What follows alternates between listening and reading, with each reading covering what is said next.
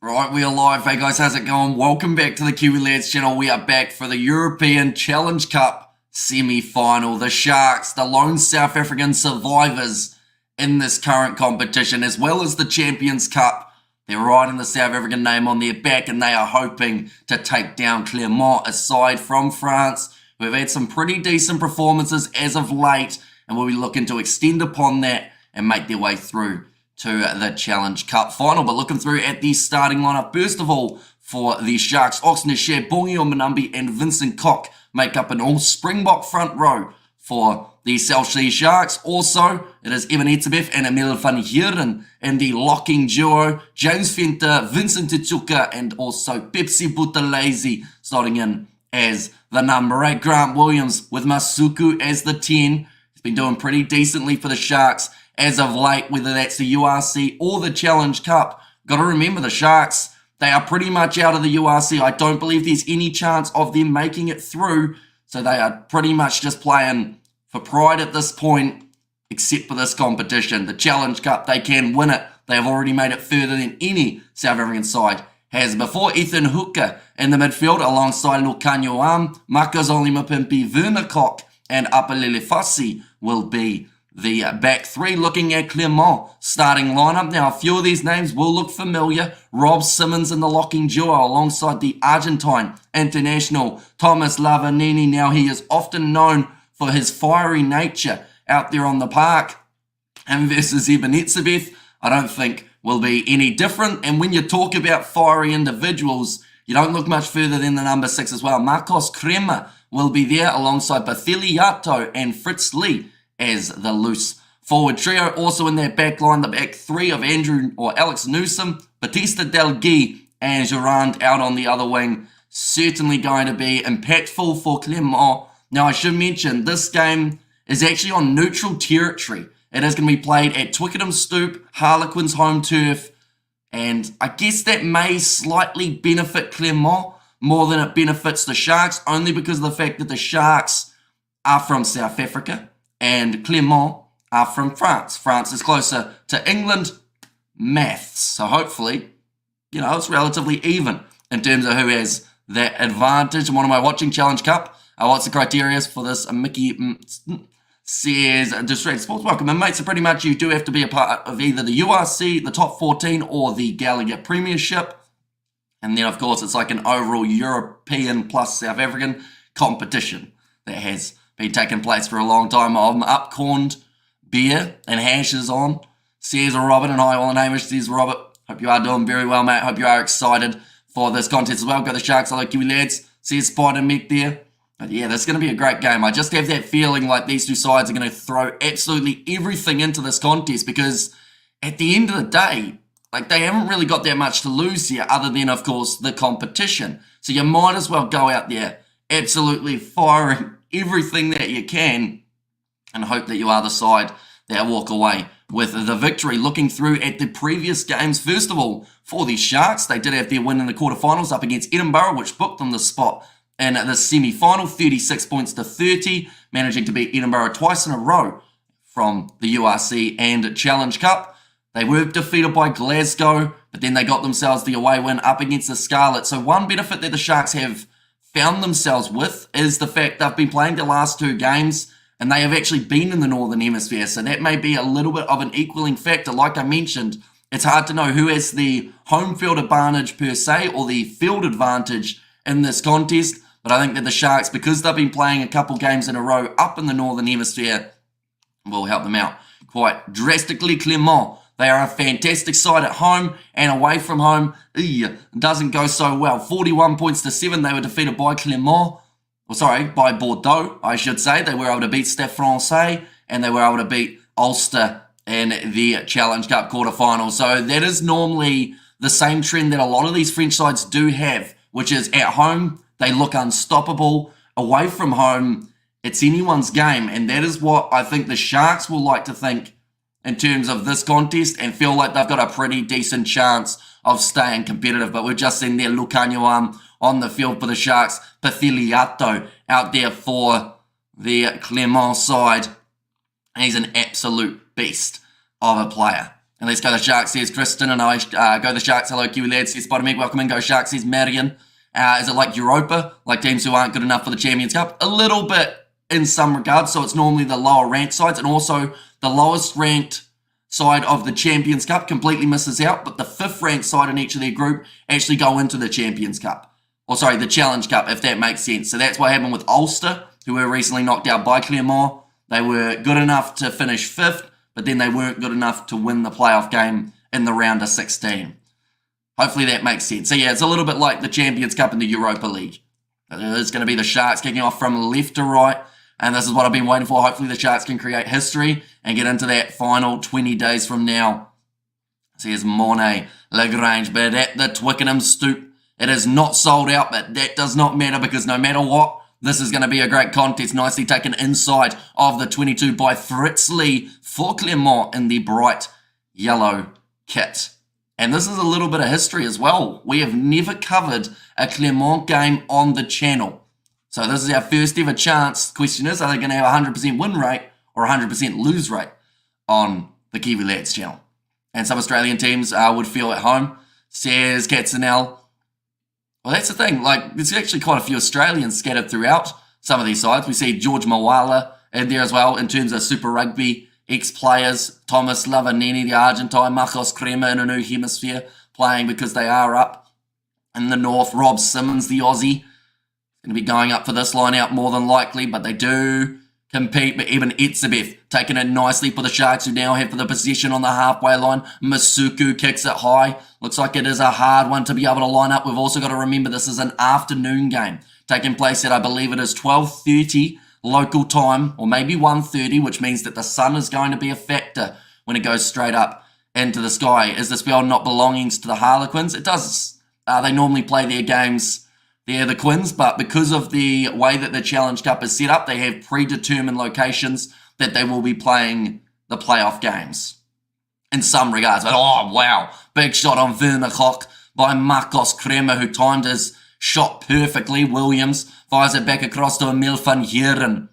This is certainly going to have a lot of physicality between these two sides. A lot of those French forwards, they actually really build their game around that physicality. And then, of course, that kicking game of the backs. Makazole Mapimpi looking much safer under the high ball. Not able to take it was Alex Newsom. Now back across to the right-hand side for the Sharks, looking to start this one at a frantic tempo. Bumping tackle from James Fenter, or at least a bumping off of a tackle. Stolen. He was offside, though, by just a tad there for Pathiliato. And they'll go back for the original penalty. But tell you what, that was almost a big Fijian on his way to the try line. And Marcos Crema is a savage. He is. Like, I honestly don't know if he knows the rules of rugby. I think he just shows up and just lets whatever happens happen.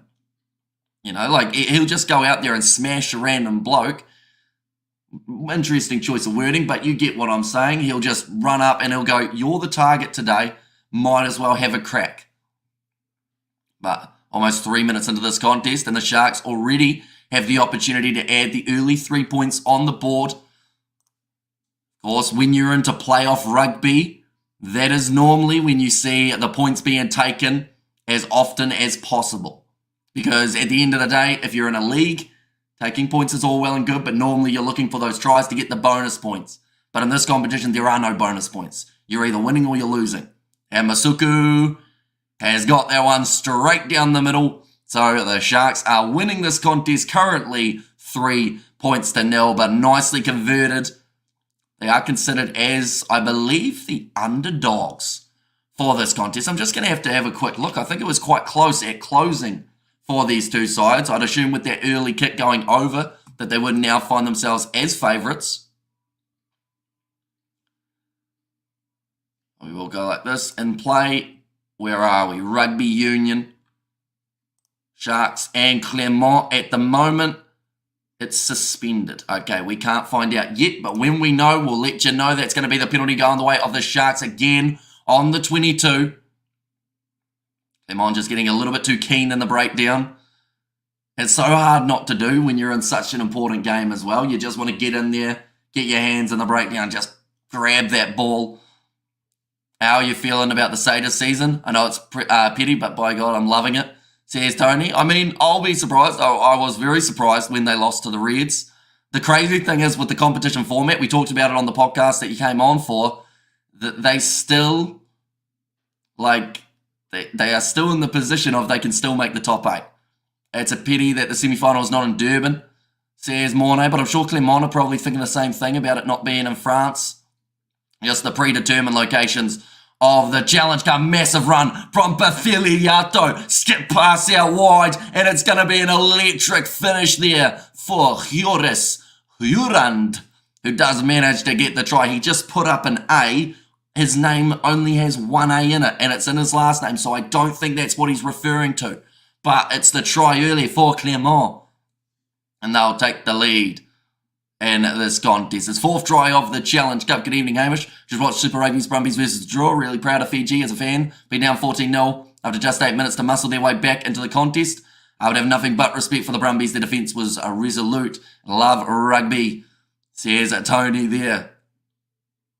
A great finish from Clermont. And Bafiliato, he's just going to be a problem in this game. He's got the size. He's got the strength. He almost got the interception earlier on. Go Sharky, get that W, says Blues Nate. And of course, whoever wins this game will face the winner of the other semi-final in the Challenge Cup, which is going to be between Benetton and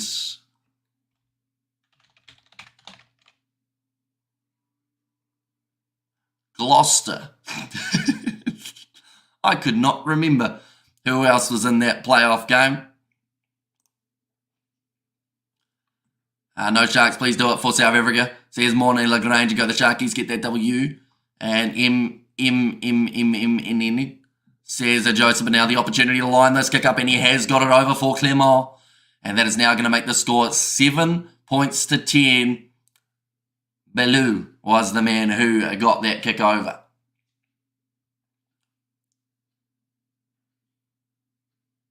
Okay, I think they're just talking about Lucanio Arm and his positioning here.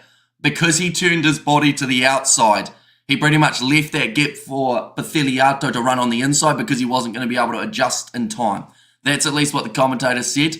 There's a lot more in depth than I normally go. I just say he looked like he was facing the wrong way, which is about the extent of our normal commentary. But the ball is going to be available now for Clermont. 7 minutes into the contest and currently 7 points to 3 in this contest. I believe it's going to be a relatively high scoring one. I didn't know South Africa was in Europe, says Mark Smith. They changed the rules, but South Africa further than they've ever been in this competition. They'll be wanting to go all the way. No Sharks, please do it for South Africa, says Amone Lagrange. But quick throw taken by the Sharks, 40 metres out from their own line with Lucanio Arm, who will send this ball high. Player taken out. I believe that will be now the penalty to the Sharks. I think that was Fritz Lee who changed his direction, who's in the Champions Cup semis without looking. That I do know, I should say. It's going to be Leinster versus Northampton Saints, and then Toulouse versus Harlequins in the other game. We are covering both of those games on the channel, ladies and gents, including the one that is in 5 hours' time. It's going to be a brutal night's sleep for us, as we are going to be up early doing the sevens tomorrow as well. But we have fun, as they say. How is a team from Africa in a European Cup tournament? Says Mark Smith, because they play in a European competition in the URC. So that is how it works, Mark. Because of that, they are eligible to be able to play in the competition called the Challenge Cup.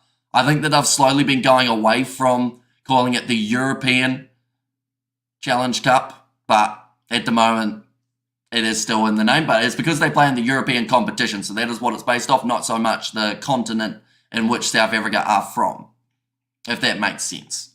Which it probably won't, because I feel like you're in an arguing mood. Now Masuku will be able to line up another 3 points here for the Sharks. Okay, I think Evan Etzebeth just getting a little bit of a chat there from the referee. Of course, Evan's chat has been all around the news lately, talking about that Irish World Cup group stage match. Now Masuku, he's been impressive off the tee for the Sharks throughout the season, which I feel like now that I've said that, he's going to miss this kick, so I do apologise for jinxing him. Getting ready to line this kick up for Masuku. Can he strike it cleanly? Okay, oh, that's not looking too bad. He's got it over for Masuku. And that is going to now make the score 6 points to 7. Fun, says Robert. 9 minutes in. Seeing a couple green and gold kits. It's a bit of a shock. It's been sunny after yesterday, pissing down all day, says Fleshin. It's weird, isn't it? I feel like that just pretty much summarises the English weather, how it's so unpredictable that, like, in the background it looks like it's about to absolutely bucket down, but currently at the game, sun's shining, beautiful afternoon for a game of rugby. The ball available here for the Sharks. Oh, it's stolen in the breakdown though from Forcade. Now going off to the left-hand side, Pathiliato gets one more pass. I believe that's Alex Newsom. No, in fact, it's going to be Hiratu. Now, continuing, push their way forward just that little bit further here. I'm always looking out for Pathiliato in this Clermont side. That was close to a turnover for Vincent Tutsuka. Well, still there though. Looks like Jeannot goes for the kick him on, and it's nicely taken by Apalele Fassi. And yep, that's the weather up here. And come on the Sharks, says Manny M. But do let me know, ladies and gents, who do you think is going to win this game? I think Etzbeth is trying to plant a seed in Irish minds, says Morne Lagrange. Possibly. Like, it's either the case of, if it's completely true, then yes, it's a bit of mind games. If it's not true, then I guess it's just trying to stir the pot a little bit. We don't really know whether it's going to have a negative or positive impact on the Irish. Because, I mean, the Irish, over that 2-year winning streak, everyone always said they're only one way away from losing it. And they actually held on to it for a lot longer than people anticipated. So it might motivate them, the words of Evan Etzebeth, for those upcoming internationals. But nice backline movement from Clermont. Well marked up by Makazole Mapimpi, who rushed up to stop the wide cutout pass. Now looking away to their right-hand side. Sharks to win by 7 points. Do you play rugby? I used to. Why are they in the Euro Cup? Mark, you're not listening. So the European Cup is based off teams that play in Europe. Okay? URC is a European competition. Hence why South African sides are in it. Because they play in Europe, because they're in the competition. I'm sure you'll comment in about a minute's time saying, why are they in Europe? But I get it. Yeah. It's confusing. I get it. It's hard work wrapping it around your brain. Makazole Mapimpi, of course, we'll be waiting for this ball out on the wing if he gets a chance. But beautiful pickup until it was dropped, which sounds ironic, but it was dropped twice by Clermont. The ball is back in hands for the Sharks, and here comes Makazole Mapimpi, who has got the advantage at the moment. We are yet to see a scrum in the first 12 minutes of this game. I want to see South African teams to play New Zealand teams again. Now, nicely passed out wide. Vincent Tuchuka goes for the grubber in behind. Huge amount of pressure on Newsom, who has done tremendously. And that ball's going to go into touch. Did it touch the Sharks player? They take it quickly before they can check it. And now space opens up for the Sharks. Apalele Fassi runs it to his teammate. Hurdles over a defender. That's normally debatable whether you're allowed to do that. I know that we've had one that was penalised in the past. Grant Williams now going off to the left-hand side. Masuku passes it into Vincent Koch, but there was already an offside advantage going against Clermont. So another chance for the Sharks to add the 3 extra points. It's a pity that the All Blacks ended Ireland's winning streak, says Morne Lagrange. I can tell you right now there was a side that wanted to end it a lot more than New Zealand, and they're playing them in July. And hard to say right now, Hamish. I want the Sharks to win, says Blues Nate. Ireland's been 7th win against the Pumas 7s. Ooh. Okay, so they'll have a chance of winning the whole competition then, in terms of the overall standings, with that being the case. We're covering the T20 Cricket World Cup. I'm hoping to cover some of it, but if we get a copyright strike, then we'll probably tell World Cricket to shove it up there something, you know, because they've given us like 2 or 3 already, just for no reason. But it's normally the community, in terms of like a random Sri Lankan YouTube channel, will copyright strike us because they don't know what we're saying. Yeah, that went straight through the legs of Bungi Umbanumbi. I'm very impressed with your geographical knowledge, but unfortunately your rugby knowledge is rather limited. Rather Google than ask foolish questions on the channel, says John Greenlist. But that kick has gone over from the Sharks, who now take the lead 9 points to 7. I have to say right now, Hamish, I want the Sharks to win, Says Blues, Nathan. Like I mentioned, the winner of this contest will face the winner of Gloucester in their game up against Benetton. That's going to be taking place in about 2 hours' time. Now, we aren't covering that one on the channel, but we are covering the one after that. Do you watch movies? Not a huge amount, to be honest, just because I can't edit and watch something at the same time. That's going to be the penalty now to Clermont. They might actually look to take the 3 points back now, but it's won by Thomas Lavanini, an aggressive bloke from Argentina. This is the best way of describing him, but not as aggressive as his teammate, Marcos Crema. The winning streak started against the All Blacks, and it also ended against the All Blacks. Says Mornay Lagrange. Fired up at the moment. Thomas Lavanini. I wish he was the best player on the pitch so far. Ooh. Okay, for Clermont, I would say Pathiliato.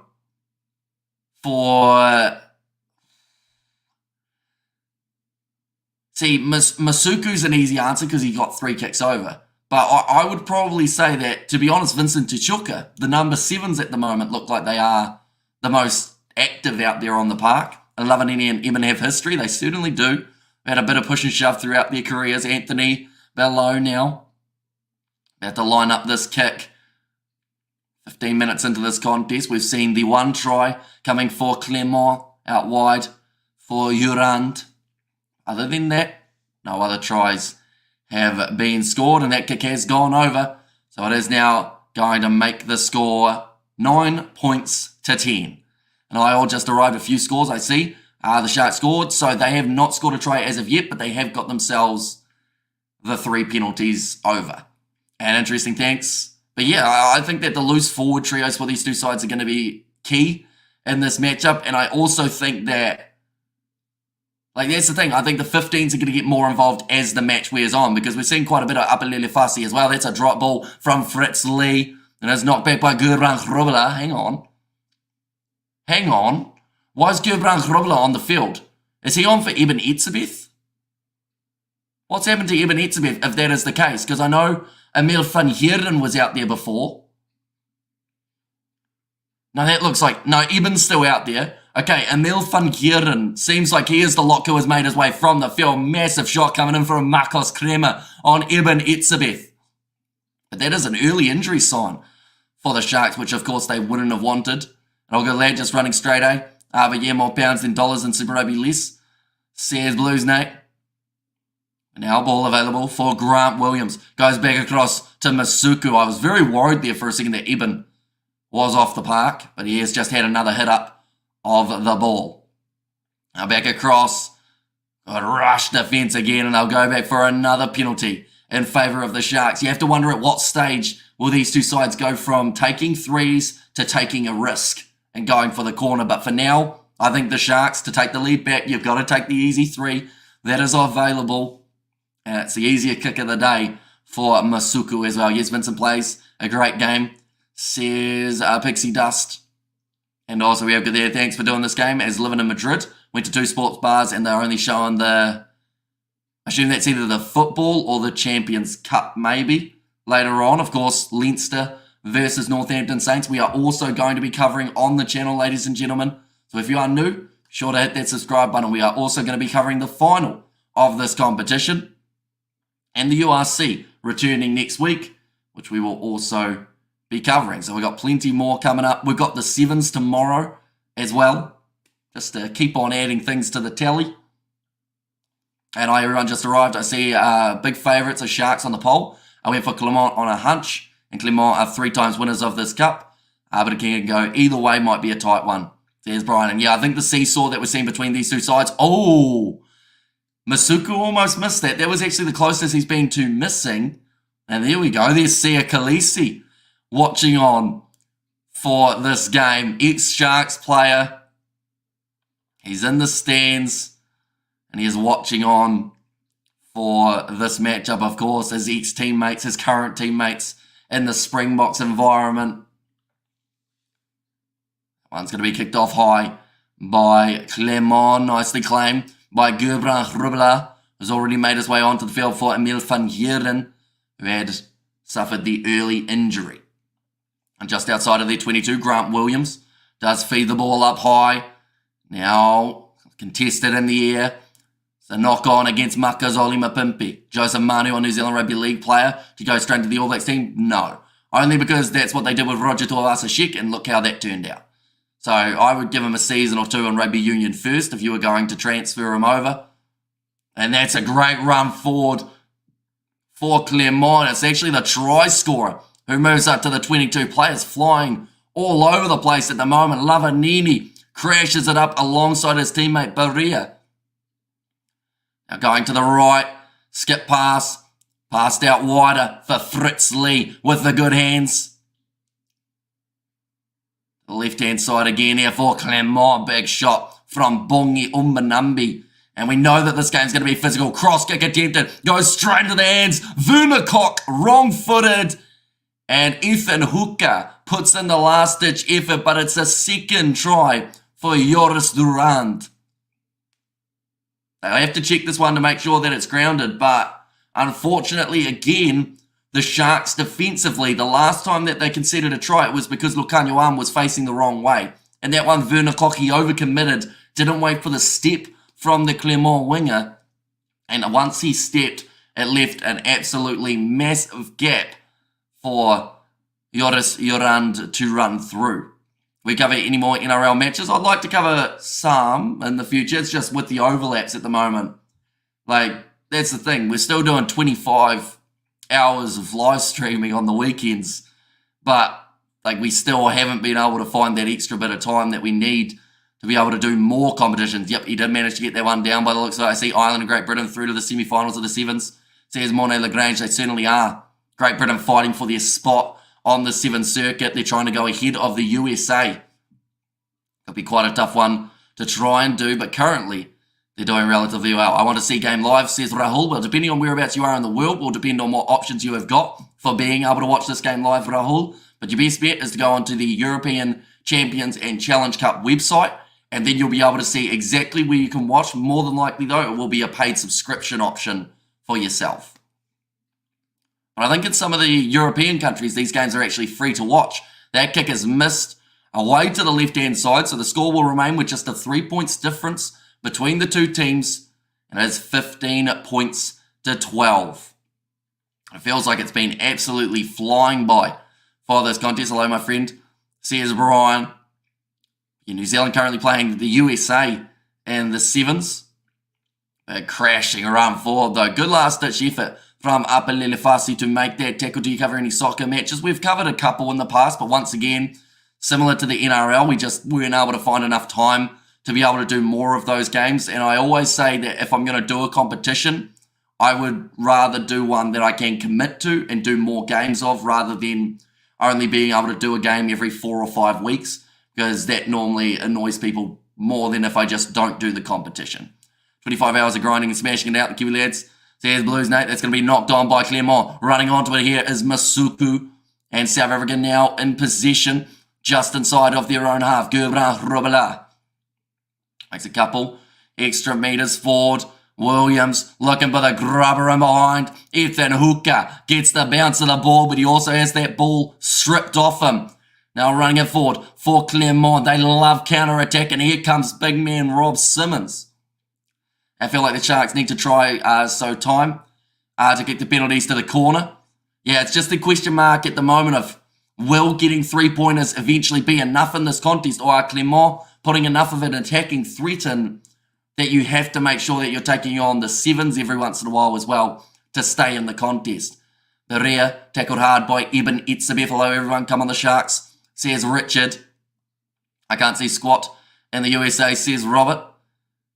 Ball is going to be kicked up high, nicely taken by the Sharks. Outside of the 22 now, moving up to the 44. Makazole Mapimpi. He's found a bit of a gap, bumping off one challenge, but it's taken down. And the next one, short ball to Bongi Manambi.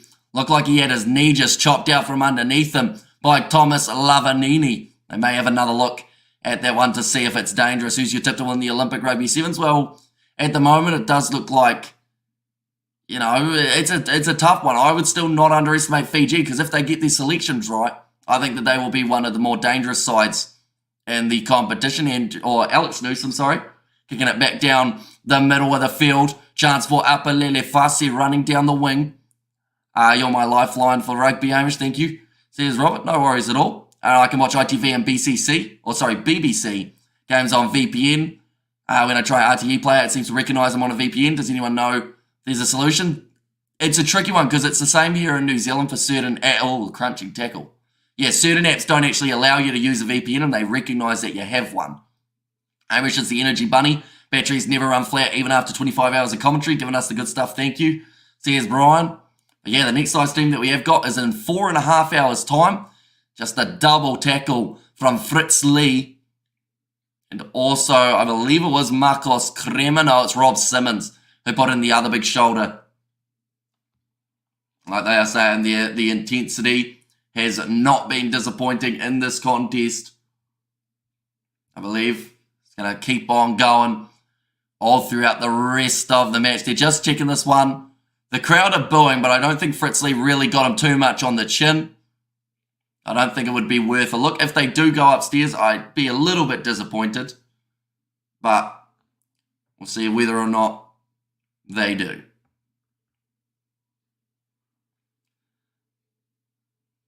Lining up this kick for Masuku. They will take on the 3 again, so that would actually give them 15 points. If this one does go over, one of the best, Hamish. Love hearing your commentary. See you, Barry. Thank you very much, mate. And this game is on TNT, BT Sports here in Ireland and the UK. And now Masuku's got it over. And these are the type of games that you really need a consistent kicking option. And that seems to be what the Sharks have got in Masuku. Because if they have been missing these kicks, you're just in the situation of, a lot can go wrong, I guess you could say. If you get it slightly off. Now, that was an ugly one. He was tackled in the air. And it sounds like it's going to be a little bit more than just the penalty here. This might be quite cynical and may end up being a yellow card against Clermont. Is it Marcos Crema? They want to check it. Yeah, that's bad from Marcos Crema. A brain fade from him. Trying to take out the legs of Clermont Live. He's committing to it before Clermont Live was even a metre off the ground. He's flown in underneath there, Marcos Crema. This has to be a yellow card, doesn't it? It's a weird one, though. Like, he's such an unorthodox player who will just do... Like I mentioned, he does silly things and gets himself in trouble. One moment, I'm about to sneeze, so I'll quickly mute.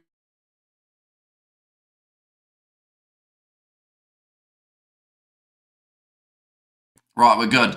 But they are talking about the fact that it is going to be a penalty.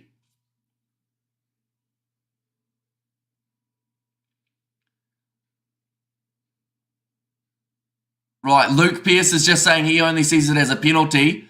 The TMO is saying you need to look at it again because this looks like he has done it on purpose in a cynical nature.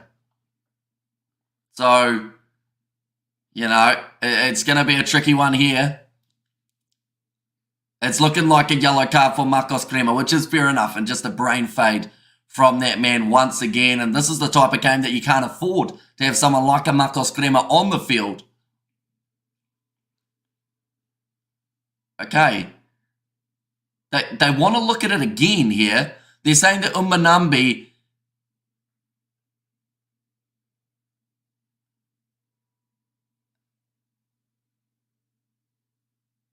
Okay.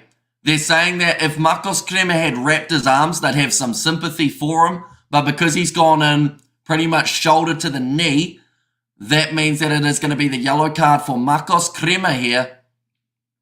Quite a lot going on there, says Luke Pearce. You're damn right about that, Luke. But I think it's going to be a yellow card. Hang on. Oh, okay, it's kicking off. Somehow that's become just a penalty. Right. It's just a penalty. Lucanyoan made a comment that really annoyed Luke Pearce. He said, don't feel sorry for them. That's the second time they've done it. And Luke Pearce pretty much said to him, we don't want comments like that out there on the field.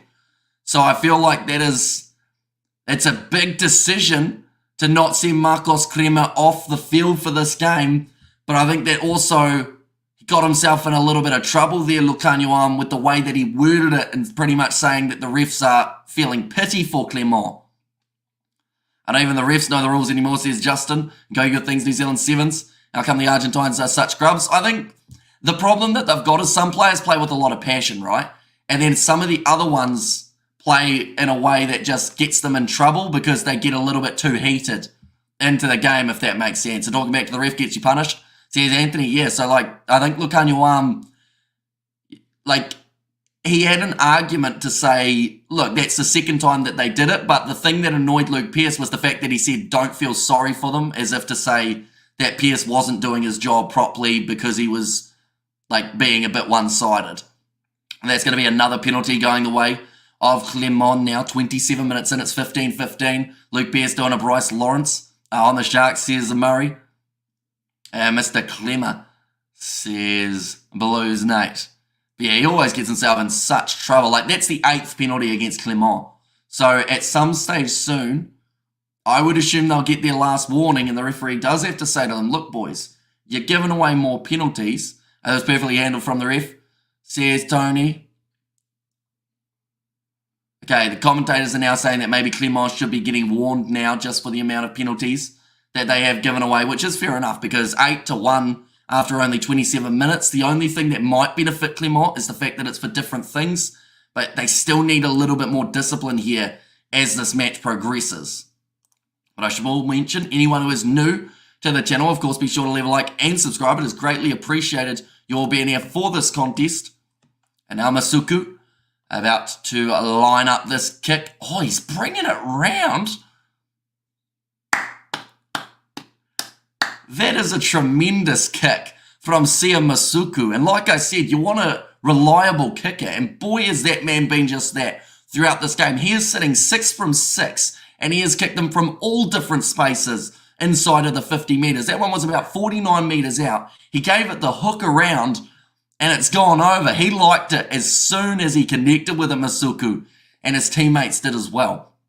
That's another one where there was possibly a player getting taken out in the air, but I think that they said this time it was actually both players going up for it. Masuku making a name for himself, gotta love it. Says Justin, ball back into the hands of Pathiliato. Of course, Clermont have already been able to score themselves the 2 tries so far throughout this contest. The Sharks yet to score themselves 1, but they have got the 18 points on the board. Sound important, Hamish, good kick. Says Blues Nate. Now pass back across. Clermont are 10 metres out from the try line.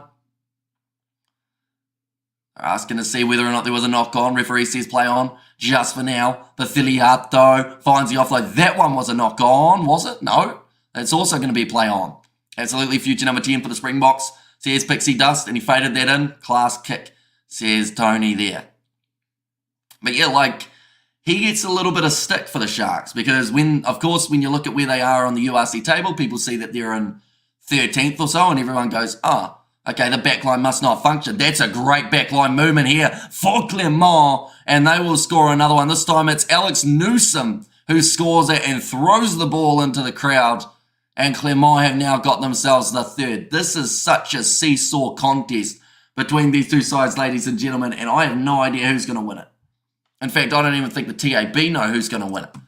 They got the odds at the moment. It's all suspended. Every time that someone scores, the game gets a little bit more confused, and so do the odds. Strong contender for the number 10 Springbok jersey, Sia Masuku. I'd have him as my 3rd choice at the moment, to be honest. I am of firm belief. Now, some people don't like this statement, but I don't like Damien Valimza at 10. I like him when he's at 15. I also like him when he's at 12, but I feel like at 10 he's wasted because he doesn't get enough space to be able to create that magic that he does for the Stormers when he's playing at 15 or at 12. And plus, normally when they've got Mani Lebok there, they've already got a guy who can go at that 10 jersey. Now, I think at the moment they're probably going, in terms of the tiers, I'd say it's probably Pollard, Lebok, and then I would honestly probably put Masuku as the 3rd guy. And Valimza at 15 for me, says Justin. and totally correct about Valimza. Says Murray, like, don't get me wrong, he's had solid games at 10, but I just like him much more when he's got more space and can really create that kind of back three, being able to use the field to his advantage. Also, his kicking game from the back is always very solid, and I feel like he doesn't get that opportunity at 10 that much. That's a great finish, though, from Alex Newsom, and the quick hands from Clermont now gives them the 22 points to 18 lead. Nicely taken by Fritz Lee. Tackled by Machas Olimapimpi inside of the 22. Yeah, it's crazy to think that we're seeing 3 tries scored by one team, 0 tries scored by the other, and there's only 4 points difference between these two sides. It's all about taking your chances, and at the moment I feel like the Sharks have been doing that when they've had 3-pointers on offer, which they have had quite a bit because it's been quite ill-disciplined from Clermont. They're just taking every chance that they can get. Ngome Zulu, the future Bok 10, given 2 more years in the URC. I'm pretty curious about Sasha Ngome Zulu because I want to know if he's looking at 10 or whether they're going to try him in the centres again. Because I remember they tried him in the centres for that South Africa A game versus, was it the Barbarians? If I'm correct. I think it was up against the Barbarians. But yeah, it was South Africa A. And he played at 13 and he really didn't have the best performance. And I'm curious to know what position they're actually going to see him as in that backline. Another great backline movement here from Clermont. Kick downfield, knocked on from Apalele Fasi. So Clermont with the knock-on advantage will look to shift this one out to the right-hand side. Their attack is looking very crisp at the moment for Clermont. They're breaking tackles, they're finding offloads. Speaking of offloads, Bathiliato thought about using one. Sasha Ngume Zulu should be groomed at 10 for the Stormers. He's classing probably the future Bok 10. Says Justin there. Now going off to the left-hand side for Clermont. Sharks have to make sure that their tackling percentage is high here throughout the last 7 minutes of the half. And on your New Zealand Sevens, what was the score in the end for that one, Blues, Nate? Do let me know. It's going to be kicked in behind from Clermont. Looking for the touchline, but it's cleaned up by Grant Williams. He's another player at the moment that we don't have any idea where the Boks want to put him. That was very close, though, to being able to bust through. But instead now Clermont have managed to get themselves the counter-attack. Back to the left-hand side. And that seems to be the tactic every time, is get that next pass and keep it moving forward for Clermont. As soon as you turn the ball over, go for a little chip in behind there. Werner Koch caught off his wing, and it's going to go in the dead ball area. But he's got his hands full at the moment, Werner Koch, in this game. It seems like Joris Jurand, definitely one to watch out for, and Feinberg is a bit injury prone. Although, to be fair, a lot of those younger guys seem to have injury troubles early, and it's mainly in the kind of the leagues, isn't it, that they do struggle a little bit. But you know, hopefully as he, because the thing is as well, compared to some of the other guys he's playing, we've got to remember, the man is not exactly bulked up to the stage of some of those other big players in South Africa, so he'll take a little bit of time to be able to, I guess, shape him up a little bit more and bulk him up. But they'll want to do it slowly so that they don't overload him so he doesn't end up with more injuries. But he's still very young, so that's the bonus that they've got. At the moment, it looks like there is actually going to be a scrum feed here for the Sharks. I think Bosch will come on 20 minutes to go. Bad on defence, but brilliant, better distributor, says Murray. And Ngome Zulu is only playing 12 to get some game time, and it's part of his grooming for 10, says Grant Sports there. And was a close game. Yeah, 19 points to 14. I'm sure the Kiwis will take that one. Yeah, they're just talking about whether or not there was some foul play. And they've also just realised what I said earlier on. This is the first scrum. 35 minutes through, but the main stoppages have actually been penalties rather than knock-ons. Like any knock-on that we've had, I mentioned about it as well for Clermont. Their first goal when they get a knock-on advantage is to make 20 metres. And of course, straight away, that takes away their advantage. But this one, it's just been a really good seesaw game of rugby. Two differences in styles, but they also play the same kind of way, if that makes sense. Like there's a little bit of those similarities between the two sides. Now, about to be a scrum feed. Think Bosch will come on 20 minutes ago. Oh no, I read that one, didn't I? Of course, at halftime we will look through at the benches available for both of these sides. Off the bench for Clermont, a name that some of us New Zealanders will know, Peter Gus Sowakula. He is going to be making his way off the bench later on. I don't know who for. Probably Marcos Crema, because he has been the more ill-disciplined of the three on the field for Clermont. But someone who I mentioned earlier on that I felt had been doing extremely well was Vincent Tishuka. But we haven't actually seen that man really since that's a big scrum from Clermont, and they've managed to almost turn their ball over. In fact, locked over the ball there. It's Fritz Lee who pops out with it. And this could be another 3. Hi, Hamish. YouTube says we'll be commentating now for South Africa Australia Sevens. Yep, we have got someone else who is going to cover us for that game. It is going to be Rugby Itch, who is a Blitzbox supporter. But yeah, there were overlaps throughout this weekend. They are the only overlaps, though, that we will have to deal with for the rest of the weekend. And for some reason, Rassi has overlooked Rob Dupree of the Sale Sharks, says Murray. It could be a little bit to do with what Rassi said about Sia Khaleesi, because he actually said he wants his captain to be someone who's playing in South Africa. So perhaps that's actually also the case with a majority of his squad, unless they're already like experienced veterans, such as those guys playing in Japan, such as the ones playing in France. You know, your Andre Pollards, your Damien Dialendis, all those guys. Unless you've already got that real established name of a Springbok, I think that he's also looking more towards those future young talented players as well coming out of the grassroots system of South Africa, if that makes sense. I think that probably is why he's been passed upon. 37 minutes in, chance to line up this kick, and he has got it. So that will now give Clermont a lead by 7. And now this is the chance where the Sharks have to start looking at possibly being a little bit more aggressive, start going for the 7-pointers rather than the 3s. As at the moment, Clermont sitting very nicely with how they are in this match. But 3 minutes remaining in the half. Kicking it off high again from Masuku. Nicely taken inside of the 22 by Rob Simmons. Of course, the next game that we are covering, ladies and gentlemen, will actually be the game between Leinster and Northampton Saints. Be sure to check that out. That will be starting at 6:30 p.m. South African time. So if you do want to see how the Champions Cup is going to end up finishing, be sure to check out that live stream. Currently 2.5 minutes remaining. Rassi doesn't rate any of the Dupree brothers. That's why none of them have been playing. Because there was...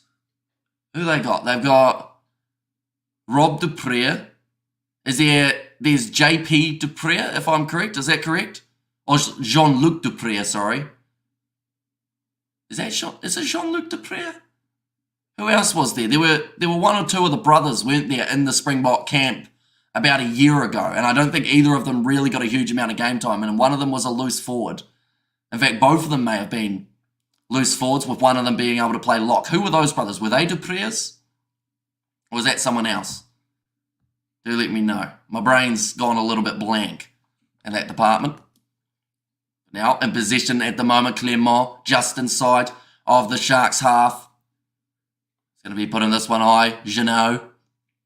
Just mentioned about the age of the scrum half, 23 years of age. Apalele Fasi takes it nicely and he's wrestled towards the touchline. Oh, Pathiliato's just hurt himself making the tackle on Apalele Fasi. Looks like he may have crunched his neck or something. He looks a little bit wobbly. That is a massive hit for Clermont if he is not able to continue in this match. I've been told to use it, that being Grant Williams. Gone high. Dan, Jean-Luc and Rob. Oh, that's an ugly one. I feel like all of the wind has just been knocked out of Werner Koch.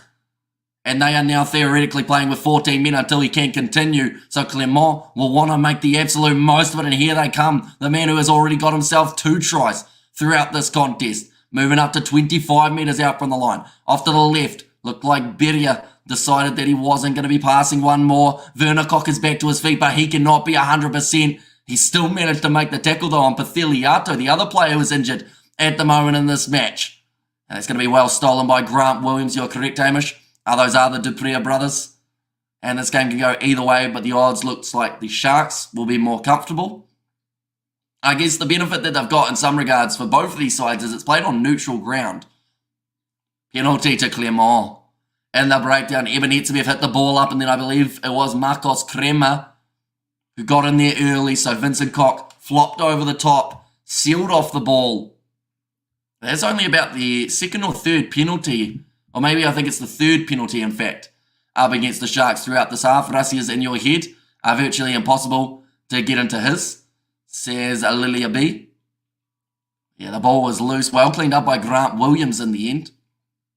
If this game stays close, the Sardines will lose when Bosch comes on, says Grant. Right, so you're not backing Grant. Oh, sorry, not Grant. You're not backing Curl and Bosch to get a match winner by the sounds of it, Grant. Going against Vincent Koch there. Now gives Clermont another opportunity to get the extra 3 points right at the end of this first half. And this would actually take us into halftime if this one does go over, or did. If it hits the post, we got to keep on playing for a little bit longer, although I have a feeling that the Sharks would probably look to kick that ball out if they got it only a metre or two from their line. It's been an entertaining first half. 3 tries for Clermont, 6 penalties for the Sharks, but they are staying in the contest, and that kick has gone over, so they will actually be down by 10 going into the second half. It's not where the Sharks would have wanted to be, but it's also not as bad as it could have been. Like we've mentioned, 3 tries for one side, 0 tries for the other, yet there's only 10 points difference between these two sides. Curl Bosch is as useful as a cat flap in an elephant's house. Okay, not your favourite player then, Grant. By the sounds of it, we're currently 18 points to 28 in favour of Clermont. They've currently got themselves the lead.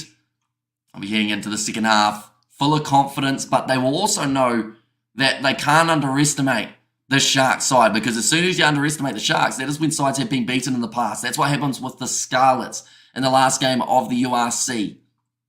But looking at some of the match stats for this contest, at the moment the points sitting 28 points to 18, like I mentioned, 3 tries for one side, whereas we have not seen any tries being scored for the Sharks. But that's not exactly a bad thing. Like I said, they're still in the contest, and I feel like that is the one big thing that they would have been looking to keep going. And this one is going to be no different. I can also give you guys an update on the sevens at the moment. Australia are leading up against South Africa, the undefeated South Africa. Up till this stage of the competition, South Africa are down 12-0 in that matchup. But second half of this game, only a few moments away. Looking at a few of the other stats, penalties. Count says it's 6 against... No, that's wrong. 6 against the Sharks, apparently. Oh, no, that's how many they've kicked over. Never mind, my apologies. Put my hand up there. The discipline, that's the number we're after. 3 penalties against the Sharks, 8 against Clermont. So after giving away quite a few early penalties, they've actually been able to bring it back quite nicely. And no, says Pixie Dust, although the game is sevens, of course, is not over till it's over. So they've still got plenty more time to be able to fire back into it. Come on the blitz box, says Pixie Dust. In fact, while we're at it, we might as well look at that game while it is half-time, that you guys know exactly what is happening in that contest. South Africa just getting themselves a try back. It is now 12 points to 5. We've got a new member on the channel as well. Maureen, thank you very much for hitting that membership button. It's hugely appreciated. There have been no yellow cards throughout this contest, although Marcos Crema was extremely close to getting 183 metres made by Clermont compared to the 173 made by the Sharks. Clean breaks 5-4 in favour of Clermont. Defenders beaten. This is a big one. 18 defenders beaten for Clermont. Only the 9 beaten for the Sharks. There's been 62% territory for Clermont. And also they have been tackling at an 86% percentage rather than the 76 that we have seen. Oh, Dietrich Roach may have just scored another try, ladies and gentlemen, for the Australians. They're going to check it to see if Selvin Davids did enough in that contest. But I should mention the try scorers for Clermont in this game. Alex Newsom was able to get himself the most recent try. And then the first 2 coming for the left winger, Joris Jurand. The winner of this game will go on to face Benetton or Gloucester. One of those 2 sides will be advancing through to the final, which is taking place in around 3 weeks' time. Okay, it's actually going to be a no try in that Blitzbox game, ladies and gentlemen. So it's a penalty to South Africa. We have got, don't forget to like the video, everyone says, Brian. Yeah, anyone who hasn't already, be sure to hit that like button. It is greatly appreciated. You will be in here for this contest. We've got plenty more coming, like I mentioned. Later on tonight, we have got Leinster versus Northampton Saints. That is kicking off in around 4 hours' time. It's going to be an epic game being played at Croke Park in front of 80+ thousand in attendance. It is certainly going to be one of those games that you do not want to miss. And then tomorrow night, we have also got the game taking place between Toulouse and the Harlequins. That is at 4 p.m. South African time. And just if that wasn't enough, we've also got the whole day of the Sevens tomorrow that we will be covering on the channel, which will probably be about maybe 7 or 8 games, including one of the first, which will be New Zealand versus Fiji in the women's final, or the semi-final, I should say. But currently, the blitz box, for anyone wondering about the Sevens, Michael Hooper puts the ball on the outside to Nick Maloof, and they're about to score again by the looks of it here, the Australians. Something that I think that Clermont did so well throughout that first half was find a way of countering, because the Sharks, don't get me wrong, every time they got into the 50 of Clermont, they walked away with points. And normally that would be enough, but because they conceded the extra 3 tries, that stat just goes a little bit against them in that regard, if that makes sense. So I think that next half, because they're now down by 10, they have to really up the intensity. They have to decide to go for the corner a little bit more often than they did throughout that first half, because it could be do or die for them. At the end of the day, you do not want to be the team that is knocked out in the semi-final after making it further than any other South African side ever has in the Challenge Cup. One moment, I am about to sneeze, so we will quickly mute.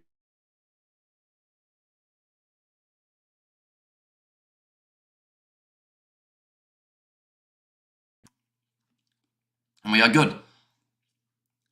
Yeah, a lot of rugby still to come tomorrow, ladies and gents. And Sharks are struggling against those Argentine forwards in the French side, says Albert. I think Bathiliato as well was a player that definitely stood out to me throughout that first half in terms of his physicality. Also Ron Simmons. Oh, this is interesting. The line at the moment, they have got it as wait, is it Sharks? Oh no, plus 4.5. I was confused. I was like, why is it that? But at the moment, for the Sharks to win this game, I believe they are slight underdogs as it currently sits. I'm wondering whether or not they can fire back, though, in that second half and try and get themselves ahead early on. Now, they would need a couple tries, though. That is the one big thing that has been lacking for the Sharks. They've got more than enough capabilities, whether that's Apelele Fassi, whether it is Lucanioa, Makazole Mapimpi in the forward pack, Vincent Tichuca, Pepsi Buthelezi. I said his name during the intros. That's about it. Sharks don't have the ref in this game, says Albert. I mean, so far they've only given away 3 penalties, the Sharks, whereas the opposition, Clermont, have given away 8. Now, they were close to getting the yellow card. I think that maybe Lucanioa was a little bit on the wrong side of the ref at that moment, because he pretty much said to the referee, don't go easy on them, insinuating that the ref wasn't doing the job the way that he should have.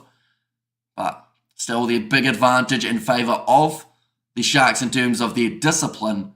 And every time that the penalty was against Clermont inside of the Sharks 50, they were able to take the 3 points, which brought them up to the 18 in total. But at the moment, second half just about to get underway, ladies and gents, for the Sevens. Second half of this one, not too far away as well. But for the Sharks off the bench, Fezembata, also Machunu, Handro Jacobs.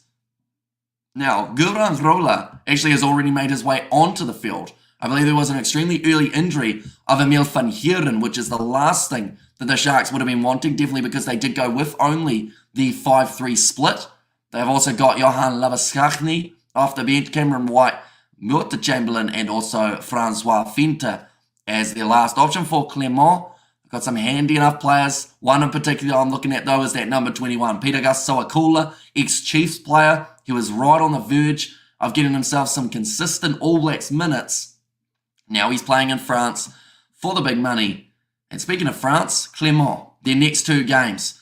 Next one, it is going to be in just 7 days' time, and it is away from home. But after that, they go back home. They are going to be taking on the Castres, whose name I still mispronounce. In fact, these are probably the two teams in the French top 14 that I mispronounce the worst.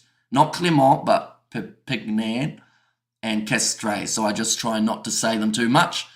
But Clermont have set me up for the Sharks. They are up against Benetton next week on Sunday. Then they have got Cardiff the week after. Now, we are going to be covering plenty of the URC on the channel in the very near future, ladies and gents. So if you are new, of course, be sure to hit that subscribe button. We cover multiple competitions, whether that's Super Rugby, whether that is the Sevens, whether that is the July Internationals that are coming up for the South Africans up against the Irish, New Zealand up against the English, Super Rugby, like I mentioned, Champions Cup, Challenge Cup, all being covered on the channel. Australia, they are dominating the Blitzbox at the moment in terms of the scoreboard. 24 points to 5 at the moment in that quarter-final matchup. So it does look like South Africa will be going home, or at least they will be playing off for the slightly lower level. Second half of this game, between these two sides, we are very close to the start of the second 40. What we will quickly do, though, is find the right channel again. There we go. We've found it. We have got there, so tell me, Hamish, why do they not look at the head-on-head contact? In my eyes, it was possibly worth a look, and maybe a possible red card, says Monet Lagrange. Which one you're talking about, Monet Lagrange? Who's head contact? I assume that is Emil van Heerden, maybe, because he did go off the field. But, yeah, which one are you talking? We have got there, time for Betty Buys. Let's go Clermont, attacking rugby for the win. And the only thing we can hope for is the French will get tired, and Fenta already on, I think. Yeah, although James Fenta did start this match. Francois Fenta, I don't believe has made his way on, if I'm correct. For Hooker, if they made that change in the backline too, of Ethan Hooker. And Australia making light work of the box, and lol, says Alvin, come on tuna, fishy, sweet dreams of League Tony, says Gareth.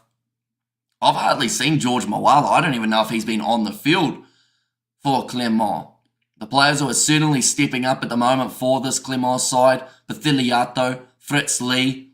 We've seen quite a bit of Rob Simmons as well. And then also out on that wing, of course, Joris Jurand being able to score himself the 2 early tries in this matchup to help build a bit more of a lead for Clermont. Now, just showing the highlights of the last leg of the Sevens. Of course, we will get to cover a South African game of the Sevens tomorrow, ladies and gents. For anyone who does want to see where the Blitzbox do finish overall in the standings. Also, alongside that, we have got the next game of the Champions Cup taking place between Toulouse and the Harlequins. Should be an absolutely epic one. But do let me know your score predictions for the end of this game, ladies and gentlemen. Of course, we are getting closer to the conclusion of this semi-final. Do you see Clermont holding out, or do you see the Sharks starting a comeback in the second half to be able to get them back into this contest? Because I'll be honest, I have no idea. I think that the Sharks have the capabilities of being able to get back into this contest. They just have to show a bit more aggression. It's the one that Kanye was complaining about. Says Monet Lagrange. They not look at... Okay, well, the one that Lekanyuan was complaining about was the takeout of the player in the air from Marcos Crema. But there wasn't head-on-head for that. There was head-on-knee of the falling player, Gurbrand Rivela. So I assume that's not the one you're talking about, Mornay. As they did want a yellow card for that one. And currently the penalty count relatively high, 42-43 for the Sharks. Is that the same score as Harlequins Bordeaux, or was that 42-41? I know it was something like that, wasn't it? How's that go? Good to have the world's biggest Sardines fan here, says Grant. And there to Gareth as well. But currently in the Rugby Sevens, it's very close to the end of the match, ladies and gents. And it does seem like Australia are going to be able to walk away with that victory, or are they?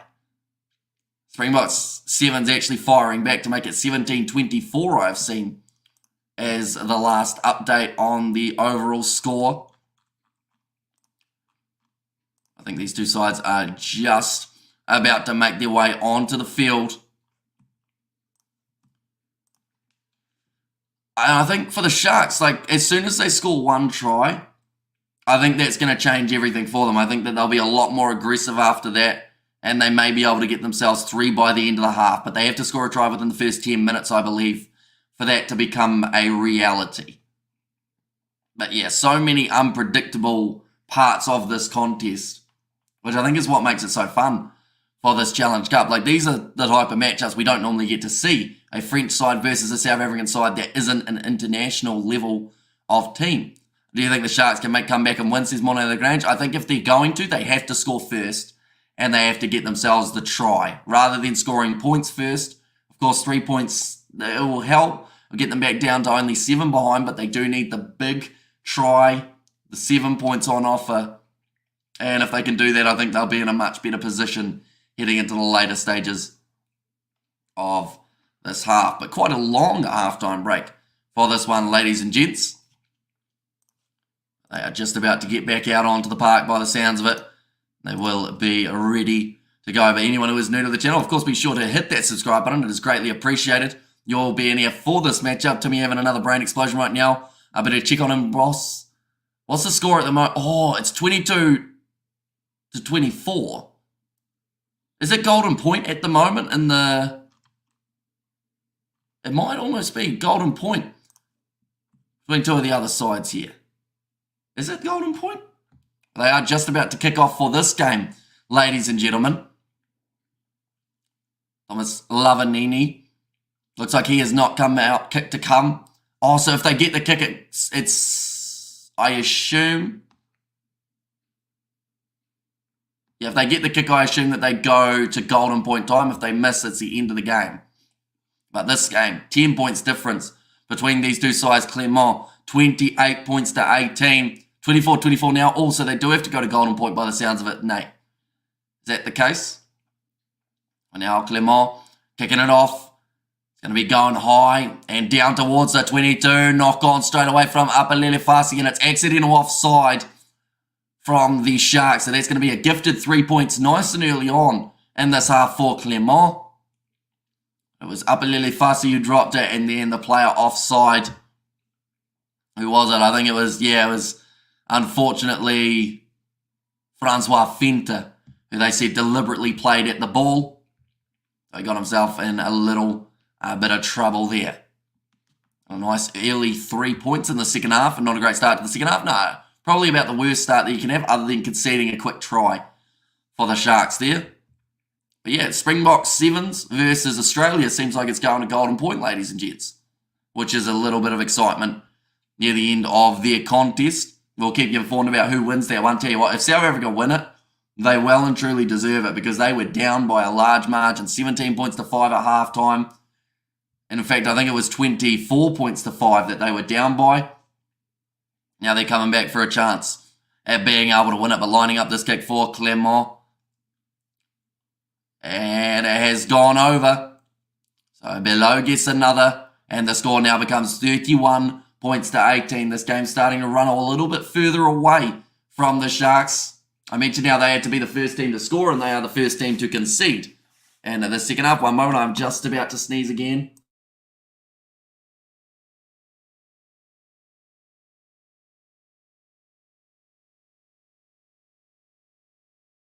And we are good. But now the ball is in the hands of Clermont. What a game though, Blitzbox come back. Says Blues Nate. Yeah, I mean, it's certainly impressive the way that they were able to get back into that contest. Just whether or not they can finish the job. They've been told to use it here just outside of their 22, Clermont. Putting it high.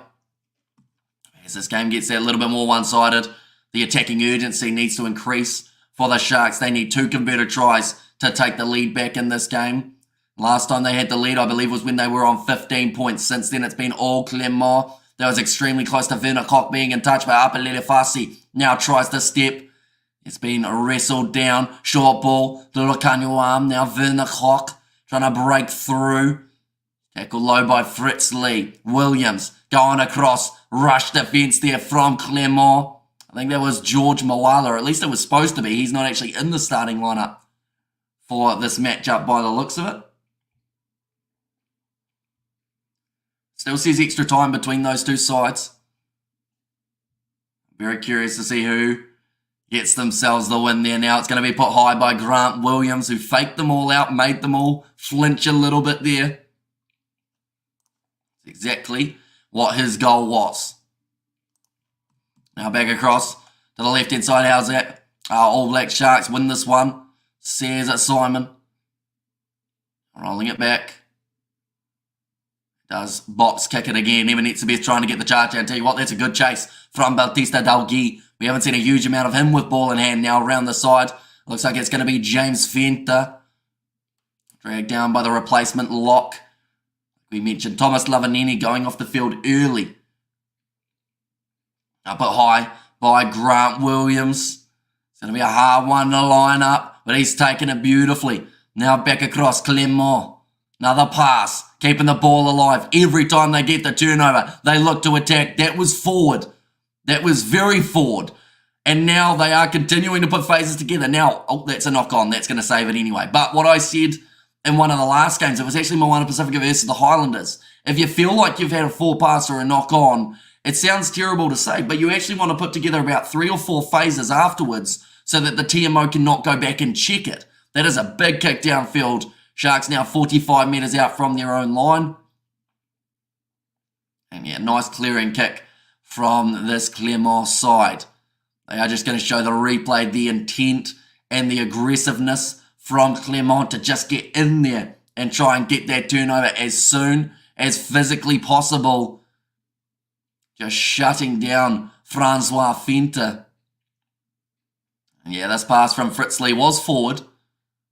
I didn't show it from the other angle, which did show that it did travel about a metre in the wrong direction. Now line out throw for the Sharks. Nicely claimed by Eben Etzebeth. And they'll look to shift it away to the left-hand side. Grant Williams going across there. Attack and run from Fenter. Gets bent over backwards by Lee. Now Musuku looking for the 50-22, but there is the man back there for Clermont. He'll look for a boot of his own down into the 22. Now, you don't normally want to get into a kicking battle with the French side because they will be willing to do this all day and they slowly just force you that little bit further back. It's going to be partially touched, which actually gives the Sharks the perfect chance to be able to attack. Masuku makes 30 metres. Now Williams, cross to Eben Etzebeth. Trying to go through. Jumping through the middle of the breakdown was Francois Fenter, but is not penalised. Now Williams. This is an interesting choice. Sharks are going to go for the box kick from halfway here. Which, if it works, it works. But if it doesn't, it means that you just give the ball back to Clermont, which is exactly what has happened there. Massive shot from Werner Koch. He's looking for the turnover, but he can't quite get that ball. Now off to the right-hand side. Ball still there for Clermont, and they will look to go for the box kick here once more.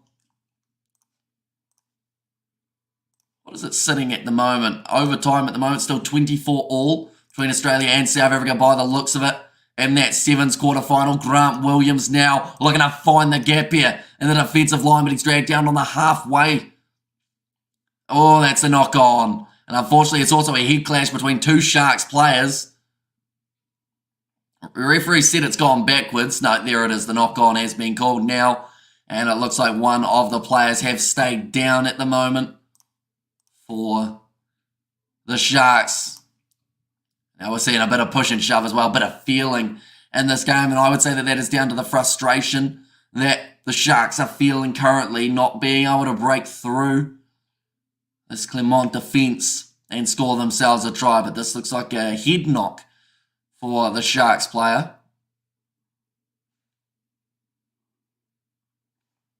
I think it's James Fenter who has stayed down, ladies and gents.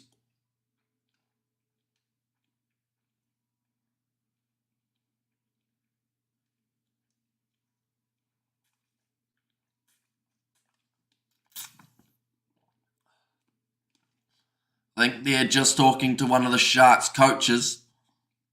They're saying that they were expecting this kind of pressure coming from Clermont. But I think they're being out on the field up against it. It's just that little bit different. One moment, I'm about to sneeze again. Hay fever's kicking me hard today, ladies and gents. Although I am also sick, so that might be more the reason.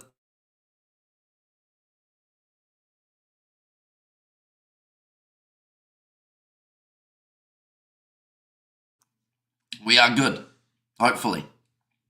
33 minutes remaining. Australia did actually win golden point time, ladies and gents.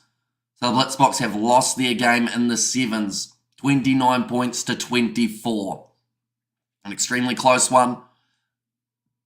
In the end, the Aussies are victorious. Currently still at 13 points difference between these two sides. A little bit of a slower start to the second half. Wind slowly getting sucked out of the sails of the Sharks here, unless they can get that turnaround momentum that they need. And that would be from maybe scoring a try off a break. Big push from Clermont. They don't have themselves the penalty advantage now. Sniping to the short side. Ball off Fritz Lee. Beautiful pop pass up to Bautista Del Guy. It's only 10 metres from the line. Fritz Lee sends it off to the replacement 19. Even needs to be pushed in the face there by Rob Simmons. That's very brave. Against a player like Eben. Vincent looking for the turnover. Rush defence there from Lukanyo. Does work out. Makes a solid tackle. Ball's gone backwards. Eben Etzebeth rolls him over. Still going backwards. Playing the ball on the ground. Almost Lukanyo. And Etzebeth gets it back for the Sharks. That's the kind of intent that we need to see throughout this second half. Luke Pearce there just having a laugh at Marcos Kremer. I think he was looking at getting a big clean out in the breakdown, then remembered where he was and realised that that would have been a really dumb decision. But now Newsom, chance here to go off to the right-hand side to Marcos Kremer. Ball is still in play currently, ladies and gents. What we'll quickly do is go like this.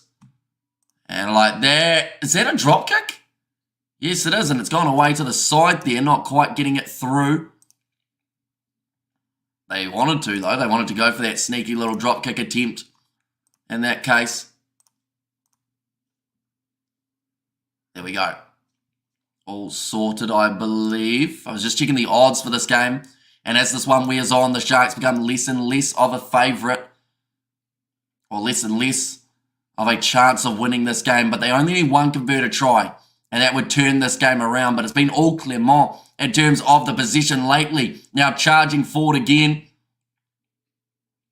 Going to send this one to the left-hand side here for Clermont in the middle of the field. Oh, knocked on again from Clermont, but loose from Eben Etzebeth, but he's cleaned it up. He saw the halfback in front of him and said, I want to run over the top of him. Looking for the turnover, and they've given away the penalty. So Etzebeth just having a bit of a chat there with Georgi Berea in that front row. 50 minutes gone, still 30 minutes remaining. Anyone who doesn't know, of course, the Springboks, they are going to be in action in July. We will be covering their games on the channel. We recently just saw the Blitzboks in action up against the Australians. Losing in golden point time. They were so close to being able to get themselves the victory there, but in the end just narrowly missing out on that success. So I believe they will be playing up against USA in the 5th place playoff games. Now Bongi Manumbi about to throw this ball in for the Sharks. Nicely claimed by Gurran Robela. 40 metres from the line at the moment for the Sharks, although they have lost maybe about 5 to 10 metres from the rolling ball. Very sad. Tell you what, though, they made a good comeback by the sounds of it, Tim. I was looking at the score. They were 24 to 5 down or something like that and still managed to come back to make it level at the end of the contest. And then Nick Maloof, my player to watch. Oh, tell you what, that is brilliant. Hat-trick for the Clermont winger, Joris Uran. They'll check this one. I have no idea how he's just managed to score that try, but he has. I think that was a little bit too casual at the back from the Sharks defenders. Hamish, are the Sharks looking a bit better in this half? Or is it about the same? I would say that they're looking better in the breakdown. They're showing a bit more intent there. Right, they just want to check this one, see whether or not there was a big mistake. We're just going to see it here. Clermont trying to go for that turnover. Bathiliato got it back. Then they went to the short side. He grubbed it, running across Lukanyo arm. There might have been a knock-on that will save them here. But Lukanyo just sat there on the sideline, tried to let it hit him, and then was just hoping that it was going to go into touch. But there is a knock on, so it will be no try, no hat trick for that man as of yet. But boy, was he close to getting one in the Challenge Cup semi-final. Can the Sharks come back? I mean, I'd like to think that they'll have a decent shot of being able to come back if they were to score a try now or very soon. Like they've said, the Sharks needed a little bit of fortune, and fortune is exactly what they've got there. It was a mistake from Lucanio one, not the first one that he's made throughout this game as well. Maybe starting to feel a little bit of the pressure of the playoff rugby. Now, it's going to be the scrum feed for the Sharks just outside of their 22. Chance to be able to add just a little bit more territory in their favour if they can get themselves the penalty now. And they've said it was a knock-on into a player. Still a big smile on the face of the winger. He's already got 2 Uran, so I'm sure he's not that mad about it. They do need to score soon. Time is running out, and come on the Sharks. There's Lilia there. Yeah, it just seems to be one of those situations at the moment that certain players for the Sharks have gone missing in this game. They've just shown Auvergne. We haven't mentioned that man once. Scrum time was pretty even. The first and only scrum that we had in this contest. So he didn't really get to have that main impact. They've got Vincent Koch out there on the field. The only time we mentioned him was when he gave away a penalty. In that back line, you know, they've got a few changes that have been made because of injuries and whatnot. Like Makazole Mapimpi, he had a couple good runs, but we need to see a little bit more of him. That's a big push. There we go. There is the Ox, and he helps win the penalty for the Sharks forward pack. And Clermont going to put this game to bed the next 20 minutes if the Sharks can't threaten the 22 with results. So here's Anthony, bring back South Africa Rugby. Super Rugby boot Australian team since 2011. So here's High Life there, but it is a good kick downfield, about 40 metres from the line now. But 2 of those men that I just mentioned that we've hardly seen, and maybe that is because we haven't seen many scrums throughout this game, so they haven't been able to fully get into their work like they normally would. But that is a really good push from the Sharks at scrum time. And exactly what they needed at this stage of the contest. The points have slightly dried up. We saw the 3 points taken early from Clermont. Other than that, though, not too many points have been scored, although that is now going to be stolen there by Clermont. Pethiliato hits the ball up, so line-out time. Now not working successfully for this Clermont side. They've got quick hands in their back line, though. Passed out wide. Looking for the grubber downfield, trying to play a bit of territory once more. Here comes Abalele Fassi. Puts it high. How's the body language of the Sharks in the crowd? Sharks need to up the ante. I mean, the Sharks on the field seem like they are bringing a bit more intensity to this half compared to the first. That is a good, nice little pop pass up to Francois Fenter. Crowd is starting to get a little bit loud as well, I can hear in my ears. Now, Werner Koch. Beautiful pass on the outside to Eben Etzebeth. And I can tell you right now, they didn't want to have to try and tackle him. Definitely not Below, who found himself isolated. Auvergne considered the offload. Now Clermont trying to shut down the Sharks backline. They've got the numbers to do something with it here. Pepsi Buthelezi dragged down 10 metres from the line. This is the Sharks' chance. If they don't score now, I think it's going to be a long day at the office for the Masuku trying to go through the gap, and it's a penalty going to the Sharks. I wasn't sure who was actually getting awarded that one. The referee never put up his arm. One moment, I'm about to sneeze again.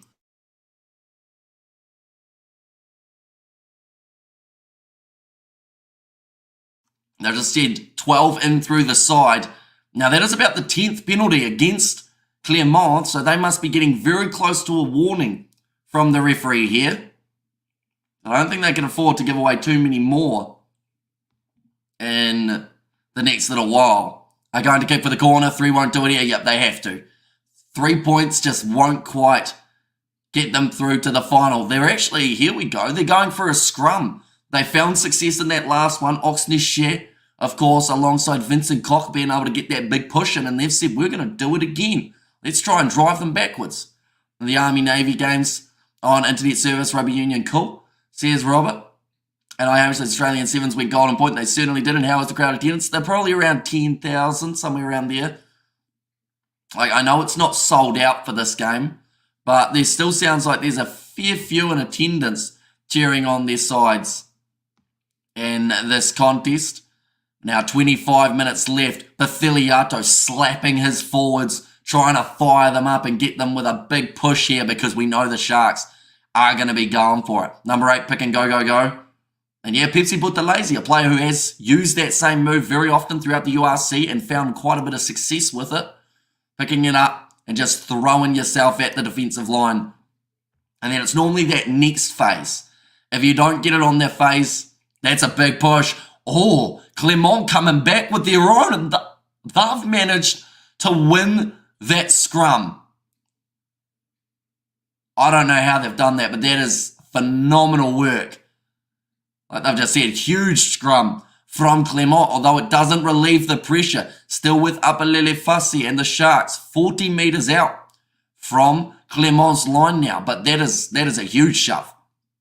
Going back into the hands of Lucanio, looking for the next cap. He's well and truly shut down by his opposite number in this one, Hirito.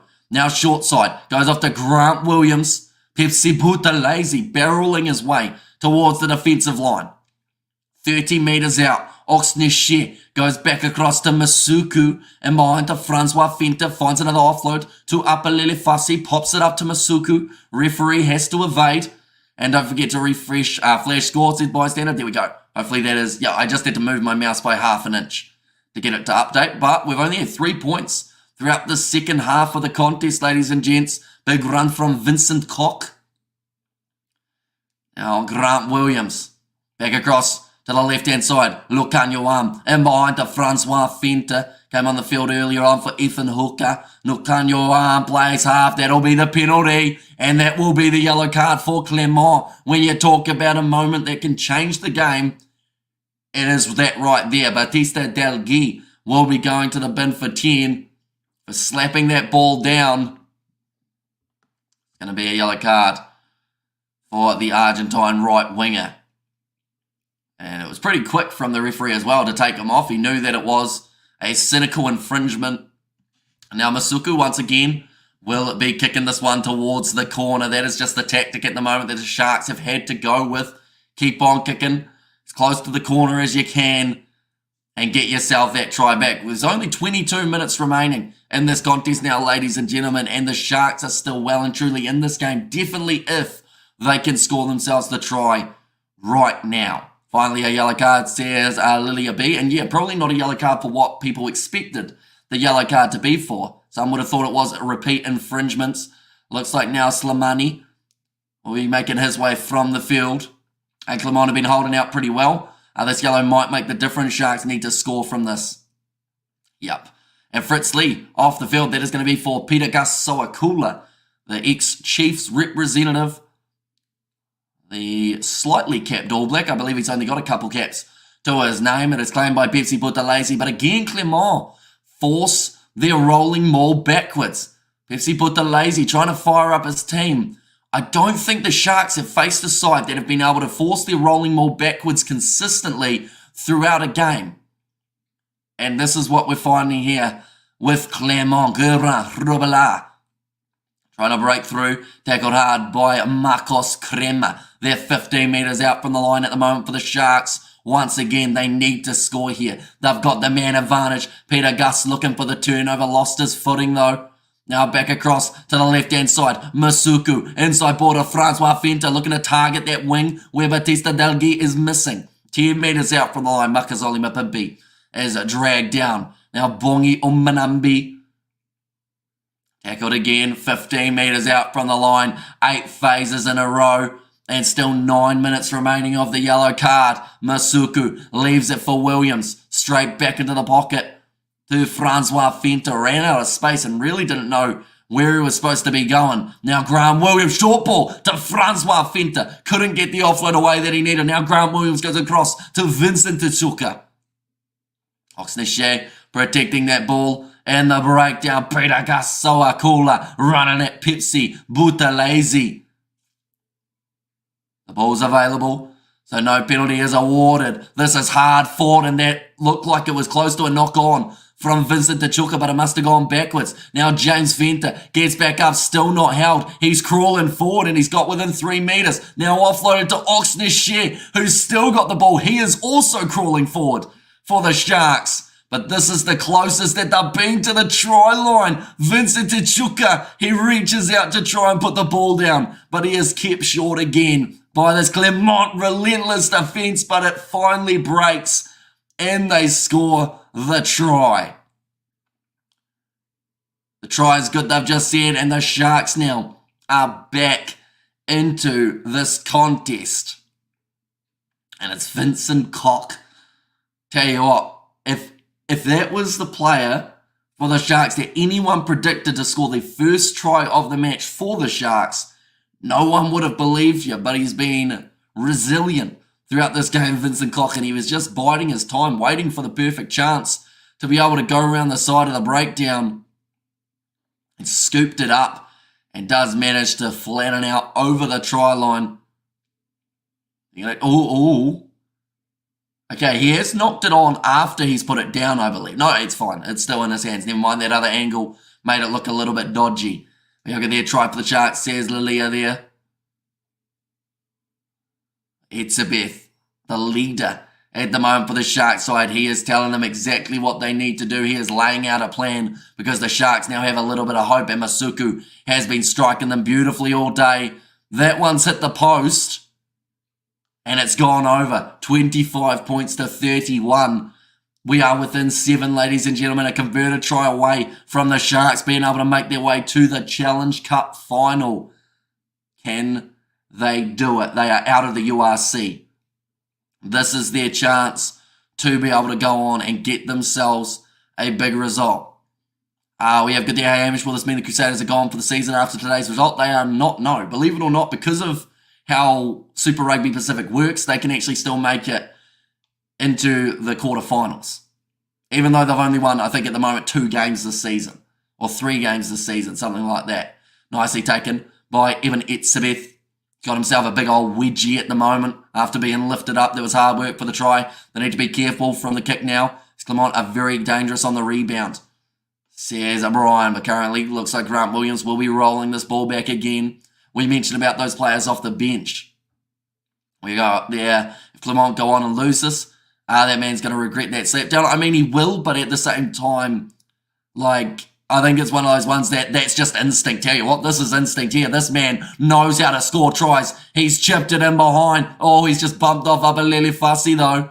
I don't think he meant to, and he might have done his shoulder in the process. Now Apalele Fassi puts the cross kick across the Makazole Mapimpi, who chips it in behind, but he's just got a bit too much on it. Clermont have been able to clean it up. It's almost, it's taken back.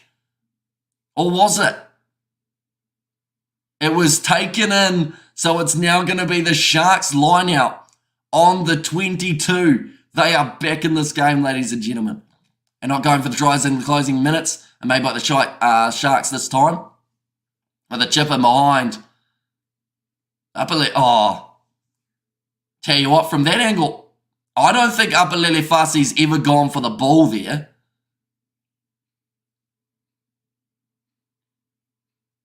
Yeah, they've just picked it up. Apalele Fassi didn't go for the ball, he went for the Sharks player. For the Clermont player. And I believe they're going to go right back and check that.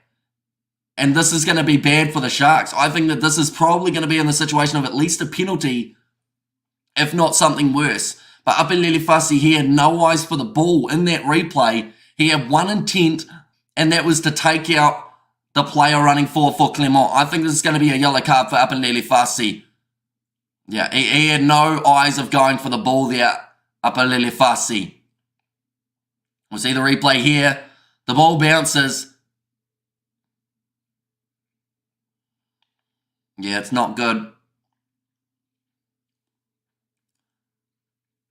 And important decision coming. Says Brian, this one's going to be a controversial one as well, because depending on what side you go for will depend on how you rule this. I think he stepped across and he's braced for impact, but he also hasn't really looked like he wanted to clean up that ball. Apalele Fassi. Yeah, that looks bad in the slow motion.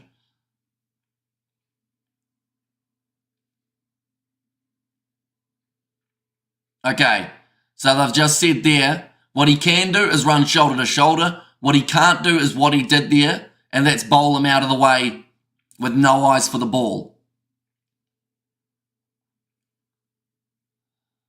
It is foul play, says Luke Pearce.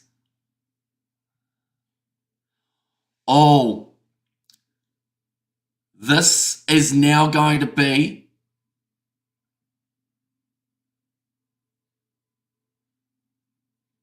no. They're talking about a penalty try here. They have to check to see where the ball bounces. But it didn't bounce anywhere because Apalele Fasi was able to clean it up. So I think that probably saves it from being a penalty try. But I think it's still going to be a yellow card against the Sharks here for a little bit of a silly error.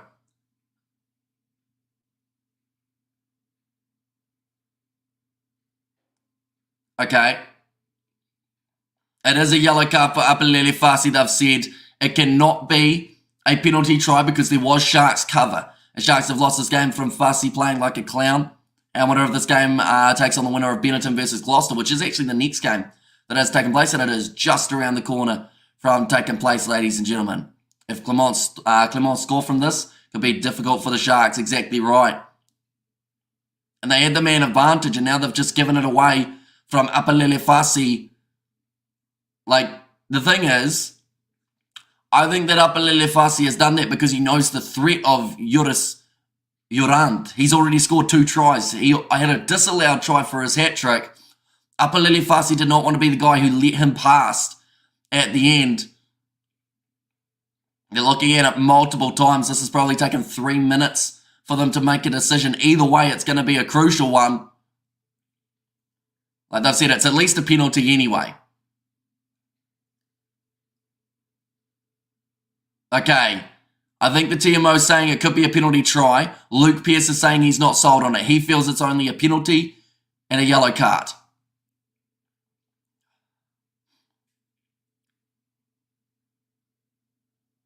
Like they've just said, TMO's trying to convince him otherwise.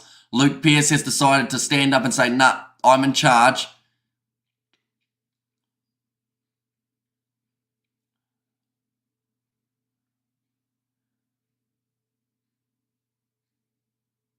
Okay. That was well described from Luke Pearce there.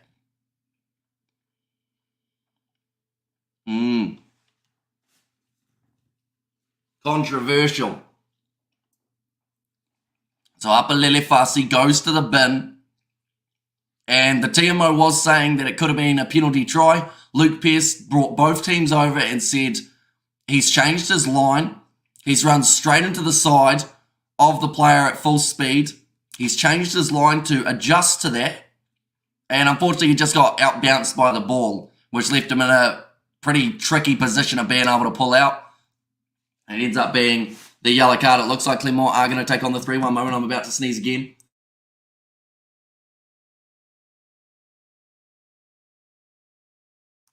And Luke Pearce pretty much saying to Clermont, who wanted a penalty try for it, they said we would have scored.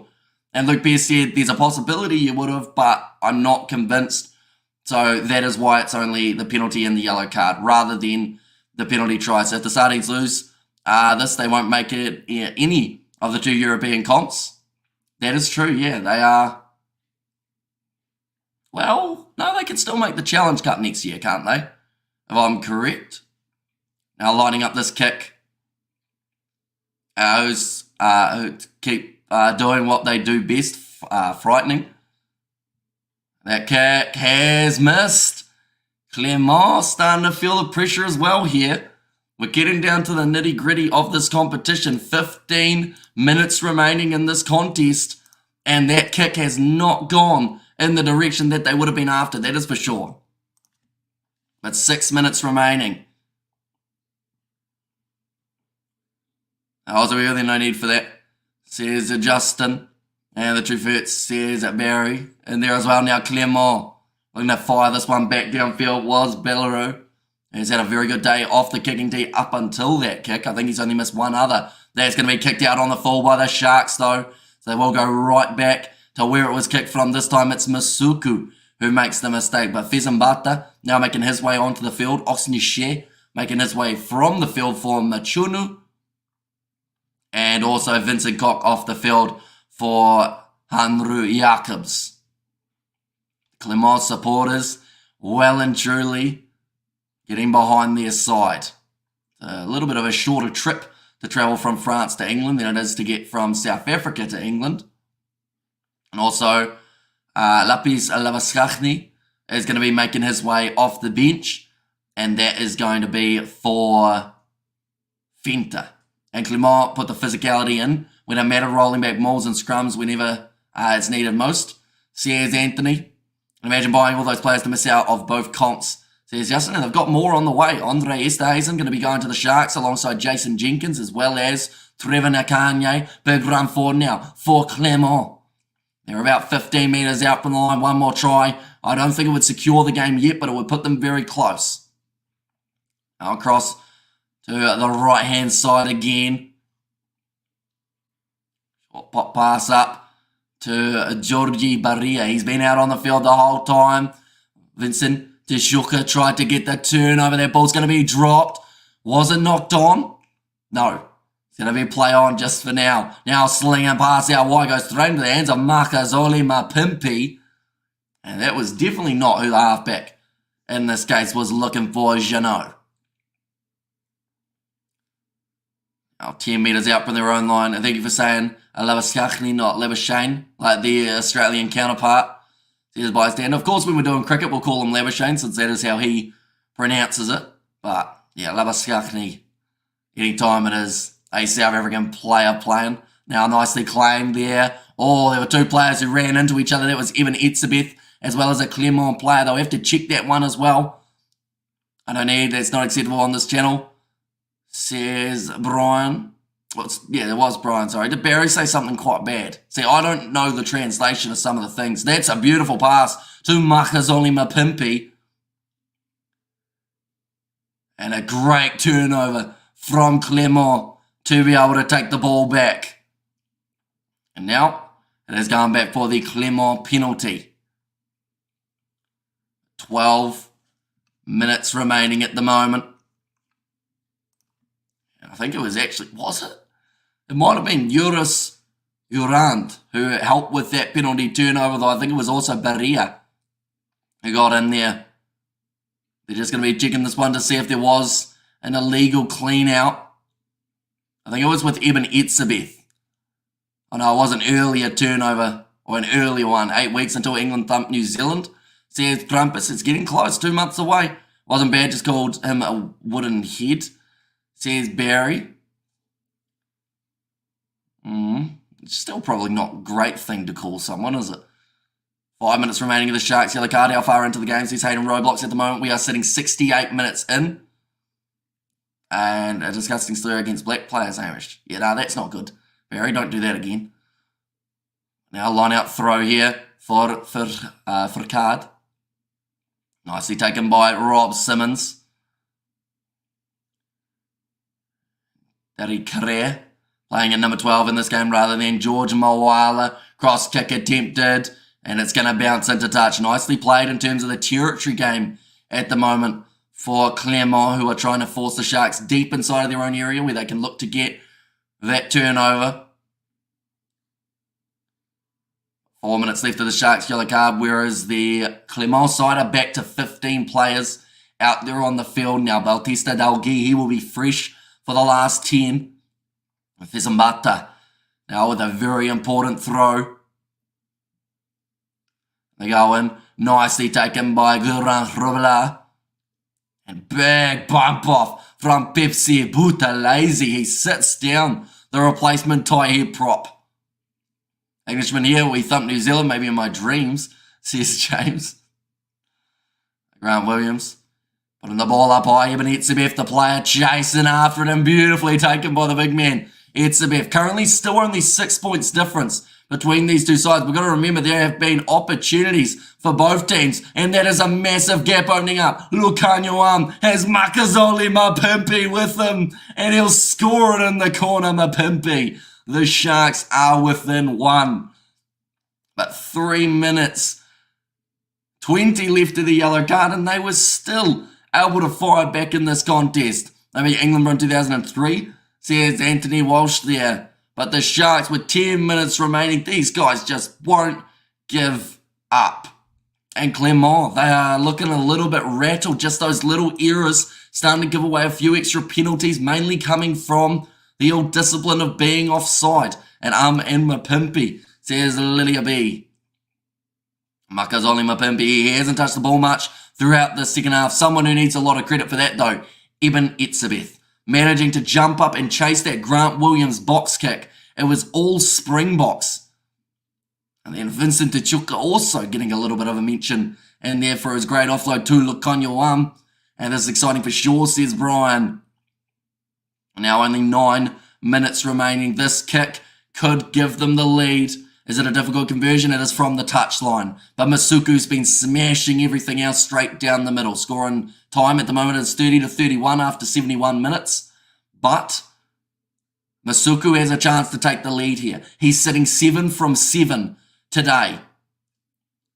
Straight down the middle. The Sharks take the lead. 32 points to 31. Masuku sitting 8 from 8. You could not ask for a better performance off a kicking tee than 100% in a playoff final. Of course, whoever wins this still has to play again in 3 weeks' time up against the winner of Benetton versus Gloucester. And what a kick, says Freshman. And the thing is, it never looked like missing for Masuku. It was down the middle from start to finish. Let's go Sharks, says Lilia B. Although now the Sharks are inside of their 22 with Gerbrand Hrabala. Bit of a counter-ruck coming from Clermont. They haven't got that ball turned over. Wow, 10 out of 10. Says Brian there. Looks like an injury for Rob Simmons, who may have taken a bit of a crunch on the neck. Doesn't look comfortable. And it also means that now we're going to see Clermont playing with only 14 men for a little bit of time. Offload coming here. Running out of space and starting to see a little bit more muscle coming from the Sharks. There's an advantage for the knock-on at the moment. 100% says Lindo, and amazing. Says Gus. Now back across to the left-hand side. Rush defence, but missed tackle from Lukanyoam. Gives them a few extra metres here, Clermont. They're 40 metres out.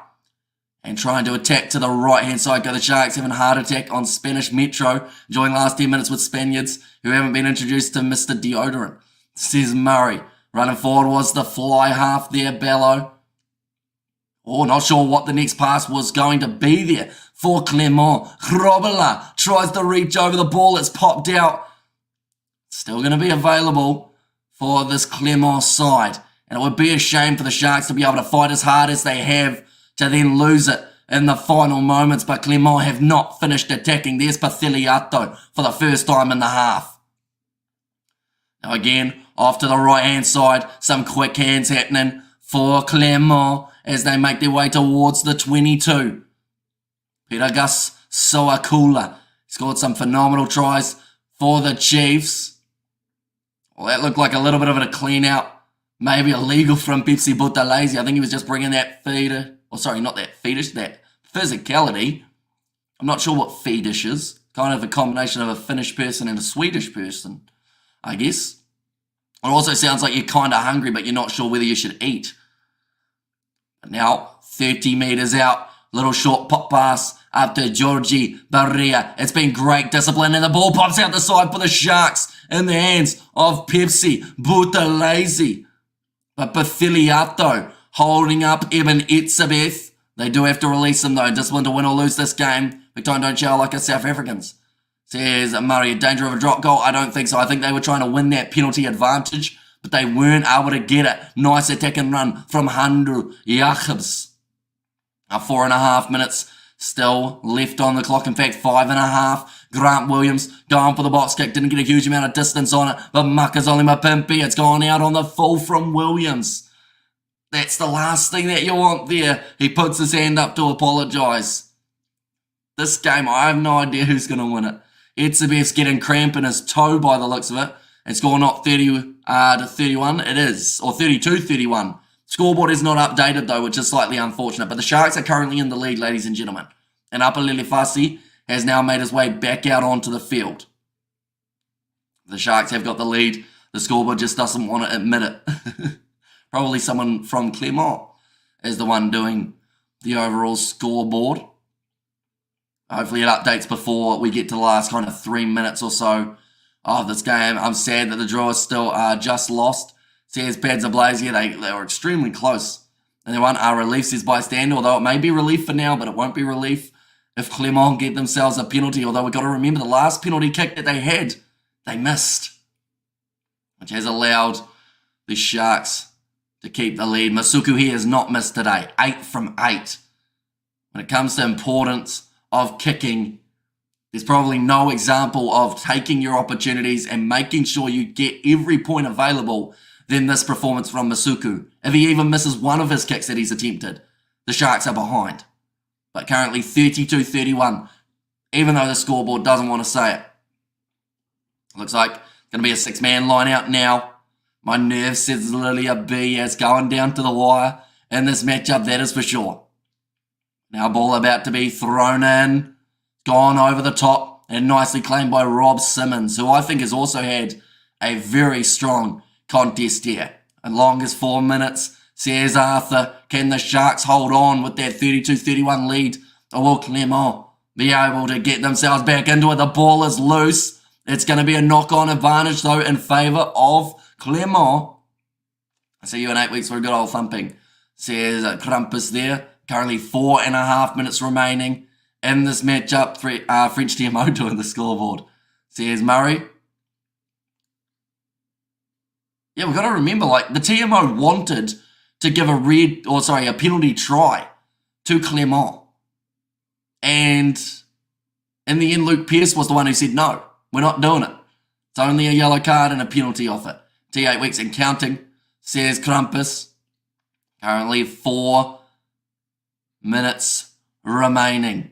And it is a scrum feed for Clermont. We'll be about 45 metres out from the Sharks line. This is within the kicking distance, but I don't think I want to be Anthony below in this situation, because you're probably going to have to take a kick that will either win or lose you this game.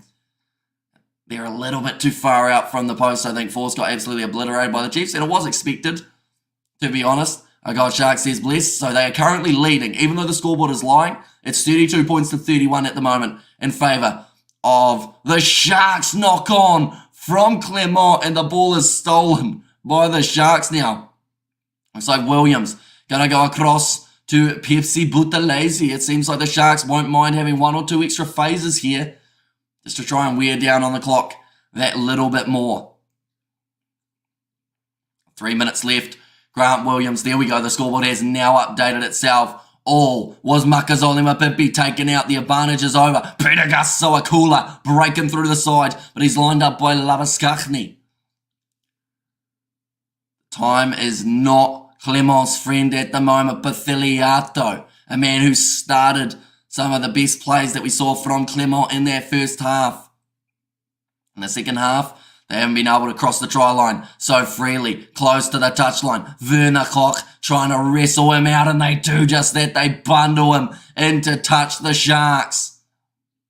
And that is fantastic work from Werner Koch, as well as, I'm not sure who it was underneath, but he looked like he had to really push and shove to get him over the sideline. Come on, the Sharks, hold on, says Richard Hulry.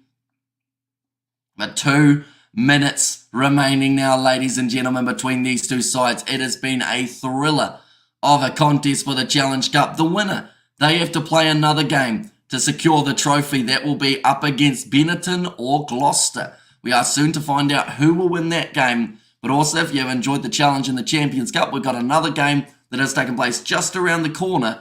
That will be in 3 hours' time, and that is the matchup between Leinster and Northampton. The Sharks won't hold on to this, mark my words, says Nervous Jack. And what a weekend of rugby. Good highlights coming up, players after week. And while this is a close battle, says Bands of Blaze, it certainly is. There's a Let's Go Sharks chant going around the crowd at the moment. 2 minutes, 10 seconds remaining. Are the Sharks winning? They certainly are. Currently sitting 32 points to 31 ahead over Clermont, who have been in the lead for a majority of this contest. Early on, when they were trading penalties and trading tries, the Sharks a majority of the time were ahead, At half-time, it was 18 points to 28. We've only seen 3 points scored by Clermont, and I believe they have missed 2 attempts at being able to score as well. Ibn Etzebeth manages to claim it in the rolling maul. Etzebeth looking towards the referee, asking for a penalty. Doesn't look like they're going to get it here. The Sharks now. Grant Williams fires it back across. They're currently 50 metres out from their own line here. The Sharks. And it looks like Williams will once again go for the box kick. Is this the right decision? Do you want to be giving territory and the possession straight back to Clermont? I note they go short once more. They've still got 100 seconds remaining, though I don't believe that they can close out this game by doing this over and over again. But it looks like the Sharks are going to give it a fair crack. Where is the final being played? I think it's at Twickenham as well as the Champions Cup final. If I'm correct, hold on, Sharks says blessed. Okay, now Grant Williams is going for the box kick. It's gone high. Ibn Etzebeth chasing after it. Bounces back onto the side of Clermont. And they are breaking through now up to 50 metres out from the try line. Werner Koch looking for the turnover. Wasn't able to get it.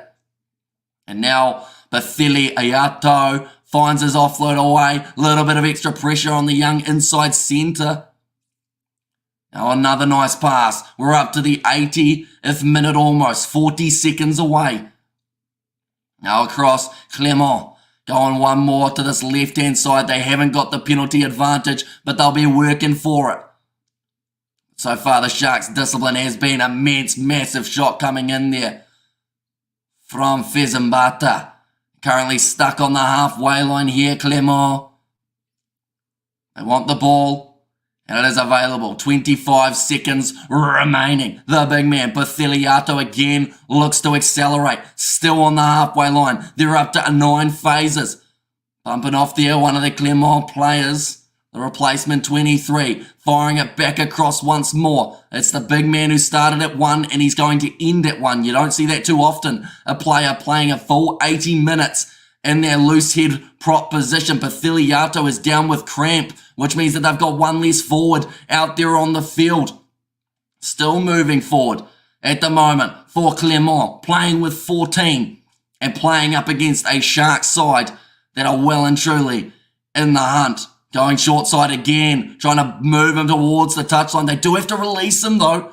They almost got themselves in a little bit of trouble. Referee making sure they aren't rushing up offside. Missed tackle from Lavaskakny. Doesn't cost the Sharks too many metres. Clermont are up to 16 phases. Gurran Hrubala making a great tackle there. Off the Lador, they've tried a cross kick. That was silly. And in behind, it sits up and goes into touch. The Sharks win the game. That was really stupid from Clermont. We saw the Northampton Saints win in the same fashion up against the Harlequins. Or in fact, no, sorry. Was that the game? No, it was Glasgow up against the Harlequins. They went for the cross kick and it doesn't work out. The Sharks are through to the Challenge Cup final. Why would you kick? Like, that's the thing. They were slowly making meters as well. You're not exactly doing badly. You're going phase after phase. You wait for that advantage and then you try a cross kick. You don't just go for it for the sake of it. Definitely not with a winger like Werner Koch, who was going to be sweating on it. Out wide, and Sharks said Lilia B, and at least the home game then says Fleschen. And whereas Noddy playing, or when is Noddy playing? So we are going to get to see Northampton taking on Leinster. That is at 4:30 a.m. New Zealand time, so in 3 hours' time. Yes, please, says Winnard. And also, Winan, sorry, I should say. And brilliant Sharks. And stupid, says Fleschen there. And the Sharks says Marion. It's about the only time you'd see a French side actually attempt a cross kick is when it would be to throw away a game. And the guy ain't going to going to the sheds, that's for sure. And yet another 1 point victory for a South African team, says Morné Lagrange. And thanks so much, says Murray. And there as well. And oh my God, what a stupid decision. Who did he think he was? Johnny Sexton, says Brian. And commentaries by the Kiwi lad, says Blues Nate. And yes, the Sharks, says Blessed.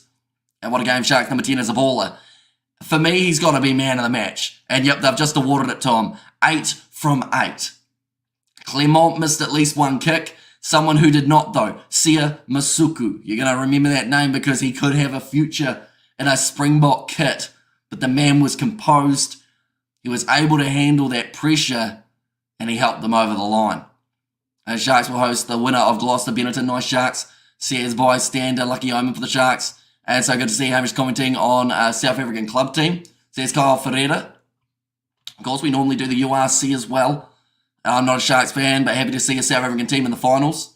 And what a game, fantastic. Feather Finn, says Lilia. I did say the Sharks by 1 point, says Albert, and also Sharks scraping by. Nervous end, says Biomo. Or is it Bomo, maybe? And great commentary, cheers, Hamish, says Gus. Thank you very much for tuning in, mate. It is greatly appreciated you all being here for this contest. The Sharks, by the narrowest of margins, have got themselves the victory there. It's exactly what they wanted. Well, they probably wanted a bit more of a one-sided one, but they fought back. They were 10 points down at halftime. Clermont only got themselves 3 points in that second half compared to the Sharks, who were able to get themselves 14 in total. They are just about to talk to Masuku about that performance that he put in. The Masuku was fantastic. Those 8 kicks weren't easy either. And like I said earlier on, it's a perfect example of types of kicks can make or break a game, and kickers can make and break a game for a side. But when you know that you've got a guy who's going to kick 100% no matter where you are inside of the half, that's a game changer for you because you can back your penalty confidently. You can say, yep, we'll take on the 3 from 45 out. We'll go for it from the sideline after scoring. And yeah, doing extremely well in that case, Masuku, for this match. Well done from a Stormer, says Ilmar. I'm waiting to watch the highlights. Tell you what, there's going to be a few of them, that is for sure. Some great tries from Clermont throughout this game. I feel like we can't underestimate what they were able to do throughout this game as well. A valiant challenger for the Sharks in this game, but in the end, the Sharks just dug that little bit deeper and got themselves through to the final. And now they have to wait to see whether they are going to be playing up against Clermont or whether they are going to be playing up against Benetton. And 10 out of 10, Masuku hopefully playing for the Springboks, says Monet Lagrange. And also, man of the match, Masuku, says Bomo. And there as well, God bless my Sharks team, says Rahul. But nonetheless, I do thank you all very much for tuning in. The next game that we have got is in 3 hours' time. That is going to be the game between Leinster and Northampton. I do thank you all very much for tuning in. If you did enjoy, be sure to leave a like and subscribe to the channel. And I will see you all for the